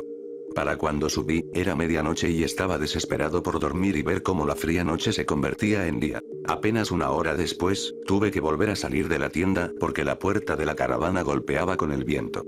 Bueno, me dije mientras me acercaba arrastrando los pies en ropa interior blanca, abrazándome el pecho para entrar en calor. Es culpa mía por dejarla abierta. La cerré a toda prisa y volví a la tienda, pero me detuve en seco al ver que la cremallera estaba cerrada. No la había dejado así. No sabía qué hacer. Mi mente iba en dos direcciones a la vez. Una me decía que estaba equivocado. Había cerrado la tienda y simplemente la había olvidado. La otra decía que algo o alguien se había colado dentro y me estaba esperando. Había preparado todo como una trampa, y lo mejor era subirme al coche y conducir hasta que saliera el sol. Pero ya estaba medio borracho y sabía que no debía conducir. La parte escéptica de mi cerebro me ofreció un argumento convincente. El mundo no es una pesadilla, decía. A veces puede parecerlo, pero no es real. Si oyes un golpe en la noche, vas a mirar y descubres que no fue nada, respiras hondo, te ríes de ti mismo por asustarte y sigues adelante. Aún así, me costó muchísimo dar un paso hacia la tienda. Y la iluminé con la linterna esperando ver alguna señal allí dentro. Para cuando mi mano llegó a la cremallera, temblaba como una hoja y me replanteaba mi código ético de no conducir borracho. Pero cuando las emociones se intensifican tanto, es como si funcionaras en piloto automático. Debe ser una cuestión de supervivencia. Abrí la solapa sin proponérmelo y miré dentro de mi tienda y no había nada. Me metí dentro lo más rápido que pude, bajé la cremallera hacia el otro lado e intenté dormir. Me tranquilicé durante unos 30 minutos más, cuando una mano presionó la pared de la tienda, y fue entonces cuando empecé a gritar. La forma en que se me vino encima. La palma abierta, los dedos extendidos, la tela de la tienda estirándose casi hasta el punto de romperse. Se me pone la piel de gallina solo de recordarlo. Dedos largos que se estrechaban en punta. Casi afilados como cuchillas. Y una palma no mucho más grande que una pelota de golf, aunque los dedos abarcaran un plato. En la pesadilla realidad del momento, lo vi como podría ver una araña. A partes iguales de asco y terror. Tenía que escapar, y retrocedí tan rápido que acabé haciendo rodar la tienda entera como una bola de hámster. Perdí la cremallera en el pánico. No la volví a encontrar hasta que el último grito finalmente salió de mis labios y me vi obligado a recuperar el aliento en el silencio de una noche vacía, aceptando que lo que fuera que estuviera ahí fuera se estaba riendo a carcajadas o esperando pacientemente. De cualquier manera, estaba a su merced. Lo único que podía hacer era recomponerme y salir de la maldita tienda. Cuando por fin salí, no había nadie esperándome. Solo un par de huellas mojadas que me llevaban a la poza más cercana. Consideré retirar la lona y mirar, pero ya estaba muerto de miedo y no me quedaban fuerzas. En lugar de eso, corrí a la caravana, cerré la puerta de golpe, la atrincheré con todos los muebles que no estaban atornillados al suelo y me dormí con el olor a carne podrida llenándome los pulmones. A la mañana siguiente, agradecí la luz del sol y la sensación de que lo de la noche anterior había sido solo un sueño. Después de eso, cerré la puerta de la caravana todas las noches y nunca volví a dormir en esa tienda. Se acabaron las zarigüeyas, pero no es raro que encuentre arañazos y abolladuras en la puerta cada mañana. Nada grave, pero me parece la indagación de un animal curioso. Un par de días después, algo me encerró en el baño de chicos cerca del extremo este del parque. Solo había entrado porque uno de los grifos estaba abierto. Acababa de apagarla cuando la puerta se cerró de golpe y no pude abrirla. Tuve que patear la cerradura, lo cual no es fácil. Con la primera patada, casi me rompo el tobillo. La segunda me dolió igual de mal, y tuve que tomarme un respiro para sobrellevar el dolor. Me encontraba caminando de un lado a otro y de vez en cuando parando a escuchar si alguien me esperaba afuera. Alguien a quien gritarle, echarle la culpa. Cualquier cosa para mantener la ira encendida y no dejar que se convirtiera en miedo. Pasó una hora entera antes de que entrara en pánico lo suficiente como para darlo todo y finalmente romper la cerradura. Salí al aire frío, rojo de ira, y encontré el parque en un silencio sepulcral. Solo esas lonas ondeando suavemente con la brisa. Aprendí algunas lecciones importantes ese invierno. Si te sientes observado, si sientes que te metes en una situación planeada, es porque lo estás haciendo. Cuando el parque reabrió, salí de allí sin dudarlo. Finalmente conseguí ese trabajo en una obra y duró solo 3 semanas antes de volver a lesionarme la espalda. Pasé el resto del verano acostado en el sofá de mi padre bebiendo y viendo la tele. Recibí una llamada del gerente alrededor de agosto y me dijo que había sido un verano malo. No solo la policía había estado husmeando como loca porque un pobre niño había desaparecido en la zona, sino que además habían tenido el doble de heridos que antes. Dijo que acababa de pasar el día en el juzgado escuchando el testimonio de los padres de un niño que nunca volvería a caminar ni a comer solo después de golpearse la cabeza en una de las atracciones. Parecía bastante destrozado por ello. No era el mejor jefe, pero tampoco es que trabajáramos para el señor Burns. El pobre tipo estaba completamente fuera de su alcance. En fin, parte del acuerdo judicial era que tenía que tener personal en la obra las 24 horas del día, los 7 días de la semana. Yo lo había hecho 2 veces antes, y necesitaba desesperadamente a alguien que supiera el trabajo. Estuve a punto de decir que no, pero me dijo que era yo o algún socorrista de 17 años que había mostrado interés en el trabajo y no me gustó la idea. Que Dios me ayude, acepté, y cuando volví la tercera vez, llevé una pistola. Y esta vez confié en mi instinto. Si pasaba por delante de un vestuario y oía correr la ducha, la dejaba correr. 1 hora después, la apagaban de nuevo. Si veía que alguien había dejado las luces encendidas en la sala de profesores, las dejaba encendidas hasta la mañana, cuando podía ocuparme de ello con la comodidad de la luz del día. Inodoros con cisterna. Huellas mojadas. Puertas abiertas. Aprendí a dejar de preocuparme por las pequeñas cosas y, 9 de cada 10 veces, desaparecían solas. Pronto me encontré riéndome de ellas. Una cartera enorme en medio de una tumbona solitaria que había sido arrastrada a la luz de la luna. Un teléfono sonando desde lo más profundo de una trampilla de mantenimiento. Ese tipo de trucos toscos no iban a funcionar conmigo, decidí. Pensé que lo tenía todo resuelto y que ese lugar no tenía nada que mostrarme. Y entonces el parque se tragó a un vagabundo. O algo lo hizo, al menos. Lo hizo justo delante de mí. Encontré al tipo durmiendo en uno de los baños de ladrillo y cemento. Hay que mantener esas cosas lo suficientemente calientes para evitar que revienten las tuberías, así que supongo que sirven de refugio. Era un viejo cabrón agitado. Me gritó un montón de cosas mientras le decía que se largara. Sin embargo, no se dirigió a la salida principal. No era como si hubiera aparcado un coche en el aparcamiento, ¿verdad? En lugar de eso, se fue directo a las colinas cercanas. No había vallas en esa parte del parque por aquel entonces, solo campos abiertos que se adentraban en el bosque. Su plan era simplemente adentrarse en la naturaleza en pleno invierno, y me pregunté si de verdad estaba llevando a alguien a una muerte de frío.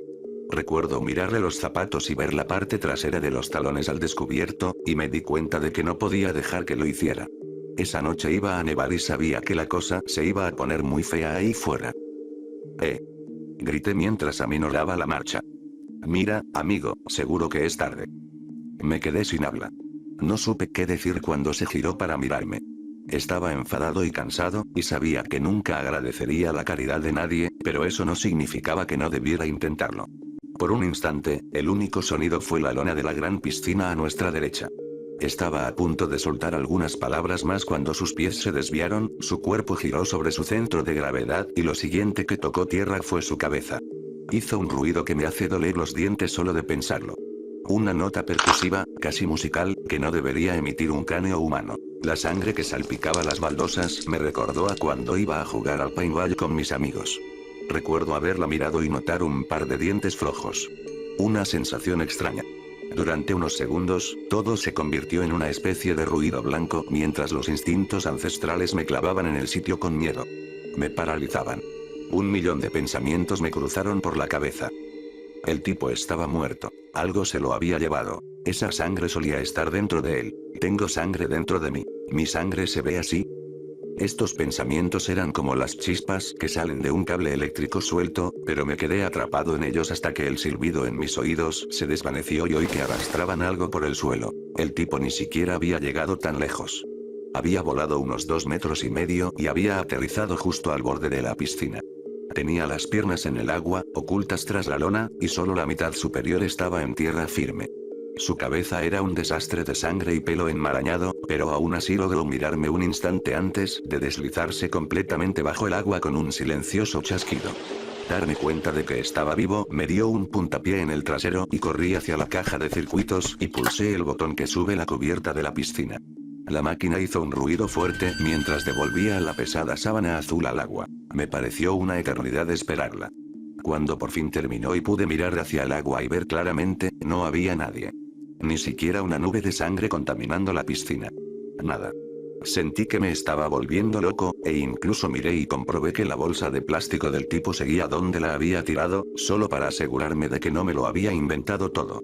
La verdad es que no sabía qué hacer. Lo único que había en el agua eran un par de hojas que habían llegado allí durante el otoño, pero nada más. Y entonces lo vi. No puedo explicarlo fácilmente. Fue una repentina superposición de realidades, un poco como la ilusión del cubo hueco donde puede ser dos cosas a la vez.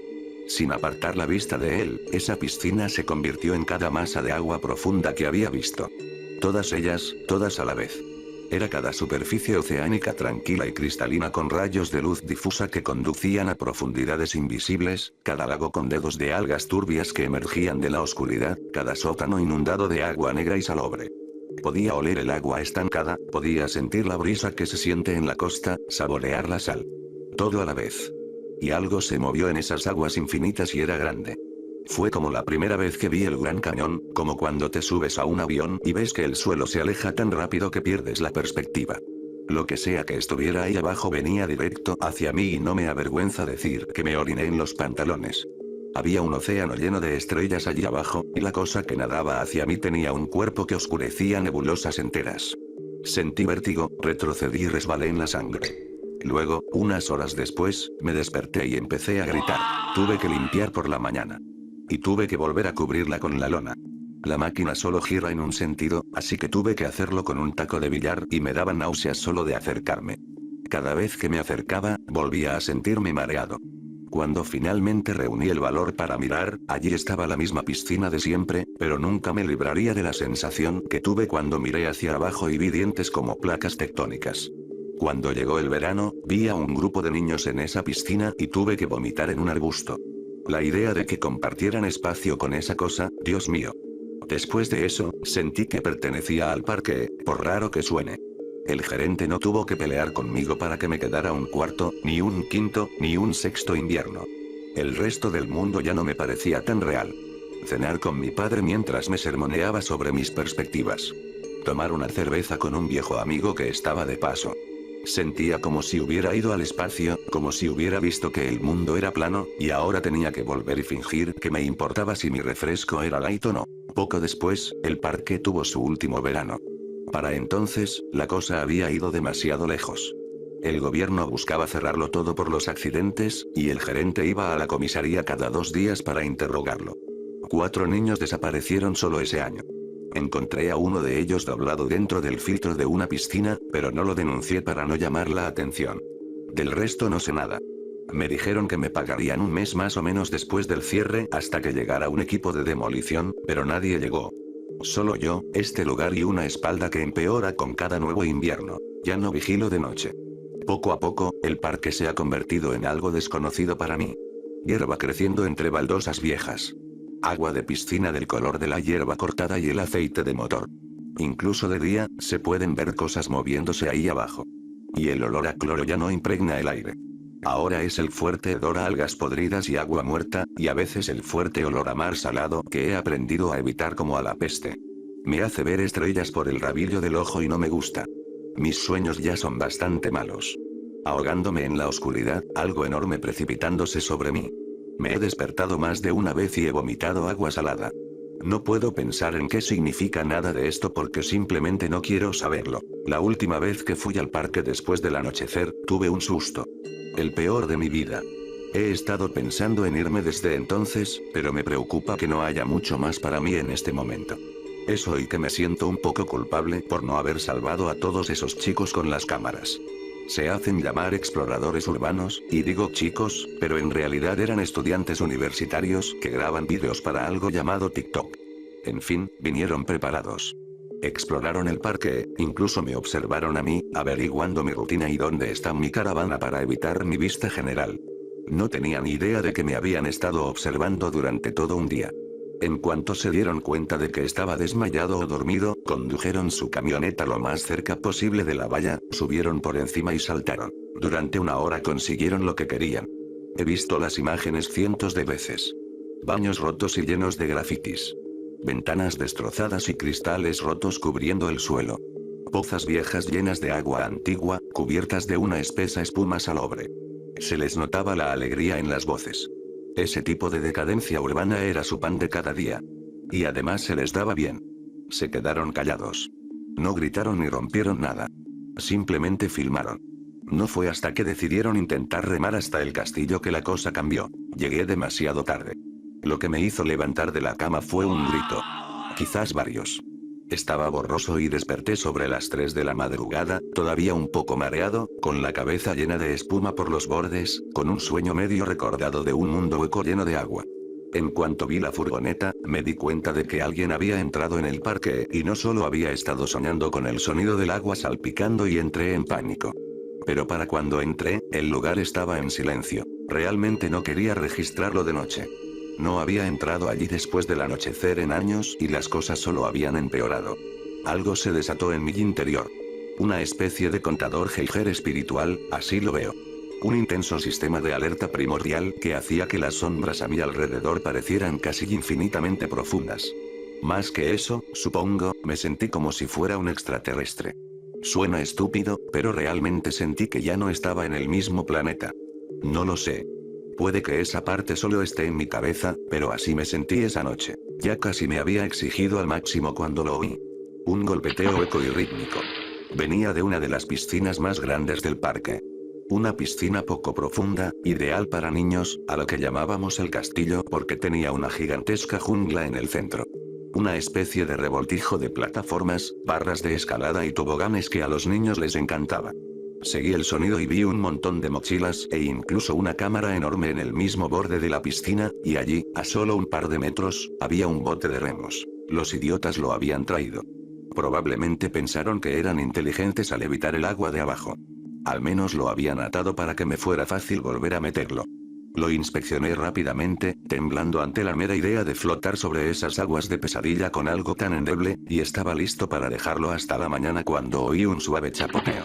Algo había salido del agua, y se me encogió el corazón al dirigir instintivamente la linterna hacia el sonido del agua goteando y ver una figura delgada y temblorosa subir a los escalones más bajos del castillo. Parecía gris y enfermiza, y entonces empezó a gemir y me di cuenta de que estaba viendo a una chica universitaria, con el pelo lacio y un atuendo que podría haber sido colorido antes de meterse en el agua, pero ahora era solo del color de la ceniza y el musgo. A primera vista, casi no parecía humana. Parecía más bien un animal hambriento. Conmocionada y temblando. Le grité, pero era como si no me oyera.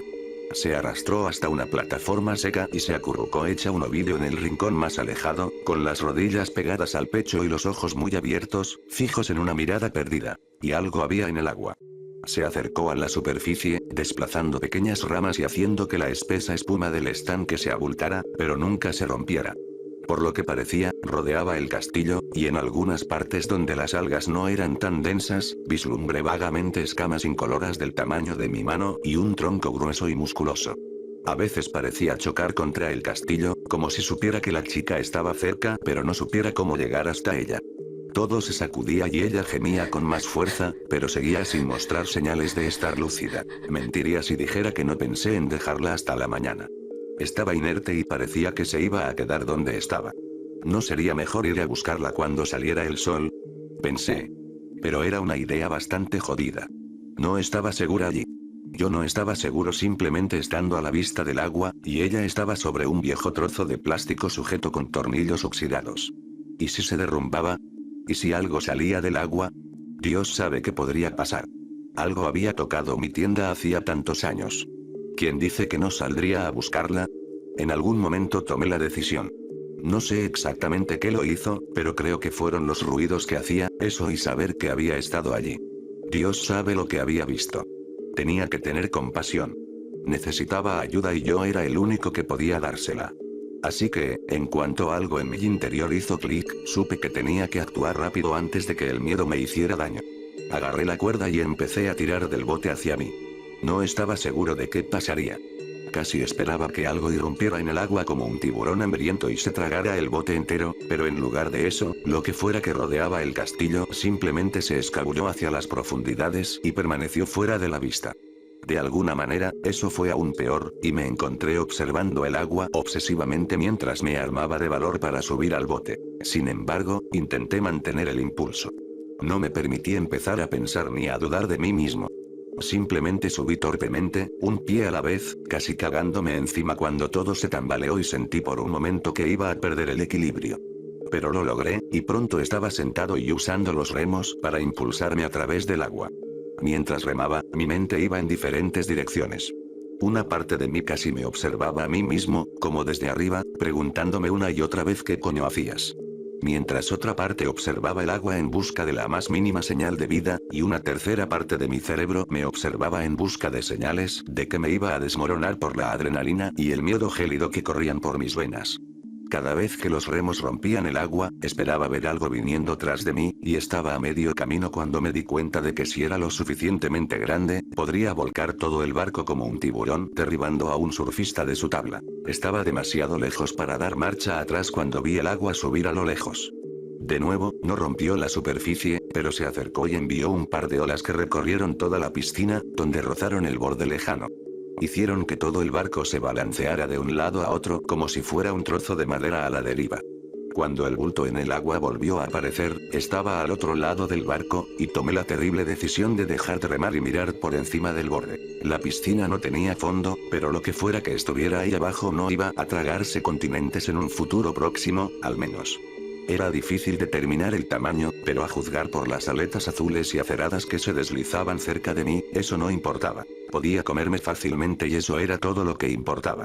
Demonios, ni siquiera estaba seguro de si era un pez, un calamar o algo completamente distinto, pero estaba bastante seguro de que aún tenía una boca en alguna parte de esa oscuridad. Dio un suave golpe al bote. Nada grave. No lo suficiente como para que se balanceara, pero sí para hacerme saber que estaba interesado en mí. Decidí que no podía quedarme flotando en un lugar para siempre. Tenía que moverme. Agarré los remos y olvidé toda precaución. Cuanto antes saliera del agua, mejor. Claro, tendría que averiguar cómo volver, pero eso era un problema para más tarde. En ese mismo momento, lo único que importaba era el terror y el asco crecientes que me exigían todas mis fuerzas para no convertirse en pánico. En cuanto el bote empezó a moverse, la criatura desapareció de mi vista. No sabía si debía sentirme aliviado o incluso más asustado, pero aproveché la calma en su actividad para acortar la distancia y, una vez lo suficientemente cerca, acerqué el bote a los mismos escalones que había subido la chica. Una vez allí, lo aseguré con un poco de cuerda y salté al primer escalón, encogiendo de miedo al sentir el agua helada resbaladiza y viscosa contra mis tobillos. La chica se estremeció al tocarla, pero no gritó ni se apartó. Le dije que todo iría bien, o algo así. Intenté sonar tranquilizador. Intenté hacerle saber que la llevaría a un lugar seguro. Conseguí ponerla de pie cuando finalmente se giró y miró a mi alrededor. Apenas existía para ella en ese momento. Solo tenía ojos para el agua detrás de mí. Sin embargo, algo en su expresión me hizo dudar. No estaba buscando el peligro.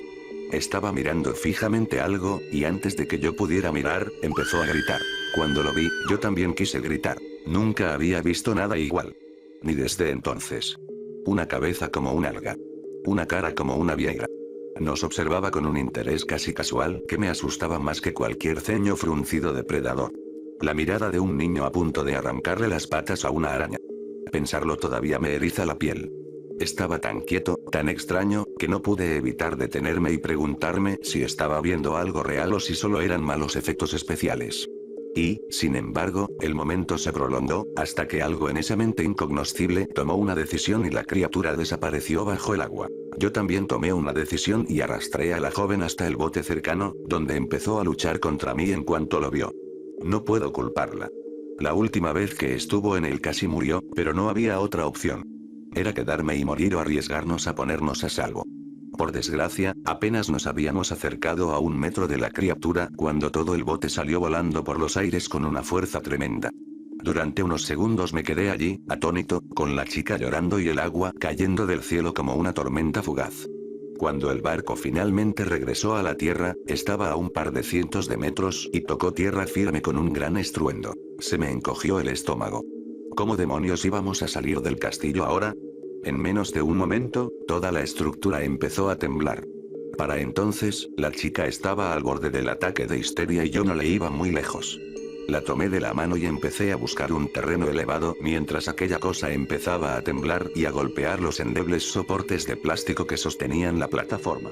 Nos vimos obligados a subir hasta el tejado de plástico de la torre más alta, que no era precisamente muy alto, pero era lo mejor que podíamos hacer. Las barras que conducían no eran fáciles de sortear, y en un momento dado resbalé y caí hacia atrás, golpeándome dolorosamente la barbilla y levantando la vista para ver a la chica avanzando sin mí. Por un momento estuve a punto de rendirme, pero entonces oí el crujido de algo y el castillo entero empezó a deslizarse hacia un lado. Miré hacia abajo y vi agua negra subiendo a mi encuentro. La idea de hundirme en esa inmundicia me encendió, así que trepé los últimos peldaños y me encaramé sobre la suave cubierta de plástico de la torreta más alta del castillo. Apenas era lo suficientemente grande como para que nos sentáramos los dos, pero era todo lo que teníamos. Al mirar atrás, no puedo evitar reírme. Suena como una gran torre, pero apenas estaba a 3,5 metros del suelo. En cuanto subí, mirando hacia abajo, con el agua burbujeando rápidamente hacia nosotros, me di cuenta de lo mal que estábamos. Habíamos retrasado nuestra inevitable muerte apenas unos segundos. Para cuando el trozo de plástico rojo brillante al que nos aferrábamos tocó el agua, el castillo se había roto, y todos sus pedacitos flotaron en diferentes direcciones. El nuestro fue el último en caer, y se hundió bajo nuestro peso colectivo hasta que el agua nos llegó a la cintura. Y entonces volvió a la superficie. Flotante y hueca. No era un bote, pero estuvo muy cerca. Rema. Le grité a la chica, y ella lo hizo. Y nos impulsamos a través del agua hasta la orilla más cercana. Enseguida, la balsa improvisada chocó contra el muro de azulejos y nos arrastramos hasta tierra firme, donde ella rodó boca arriba. Seguí arrastrándome unos metros más hasta que sentí que estaba lo suficientemente lejos del agua. Solo cuando me sentí a salvo, me dejé caer y me quedé llorando y riendo durante lo que parecieron horas. Pero la chica solo lloraba. Primero un gemido, luego un sollozo, y luego un aullido. Un grito doloroso y desgarrador que hizo que mi propia alegría se marchitara hasta que no pude hacer nada más que escuchar el dolor crudo en su voz. Cuando me incorporé para ver si estaba bien, estaba sentada erguida, mirando fijamente lo que salía del agua. De nuevo, sin malicia. En realidad no. Al menos no lo creo. Sería como buscar una expresión reconocible en una ostra. Pero nos observaba con calma mientras se comía a lo que supongo que era uno de sus amigos. Un hombre, creo. Es difícil recordar los detalles. No lloró, pero sí nos miró en busca de ayuda que no podíamos darle. No estoy seguro de poder explicarte cómo se lo comió, pero parecía doloroso y lento. Me recordó a una estrella de mar, creo. En algún momento, la chica se desmayó, y poco después yo también. Dudo que se recuperara del todo. Lo único que logró decir, incluso horas después de que los paramédicos la sedaran y yo terminara de dar mi declaración, poco veraz, a la policía, fueron las palabras "las estrellas", una y otra vez. Pienso mucho en lo cambiado que estaba cuando miré por primera vez hacia el agua y vi el abismo, pero esa pobre chica estaba realmente en él. Había nadado en esas aguas. Sumergida. Ni siquiera sé cómo regresó de un océano sin superficie, pero lo hizo y, por alguna razón, no creo que vuelva a ser la misma. Pero me ha hecho pensar en mí mismo. En lo que he perdido por culpa de esto. Dios mío. Tendré 40 antes de darme cuenta, ¿y luego qué? ¿Esperaré aquí para siempre? Hay un número en el reverso de mis cheques, y quiero intentar llamar para averiguar más. O sea, ¿qué harían si intentara ir a otro sitio? ¿Me dejarían? Porque ya pasó. Los días de Ellen Ditchworth pasaron. Los días de una buena espalda y piernas fuertes pasaron. La persona que era antes de ver morir a ese vagabundo ya pasó. El ayer ya pasó. El pasado es una alucinación compartida. Solo el presente es real. Necesito salir de aquí antes de perderme más. Nunca voy a entender este lugar. Ahora me doy cuenta. Solo puedo aceptar que existe e intentar seguir adelante, lo que debería haber hecho el día que vi esas estrellas. Porque hay un abismo, y no fluye a través del tiempo como nosotros.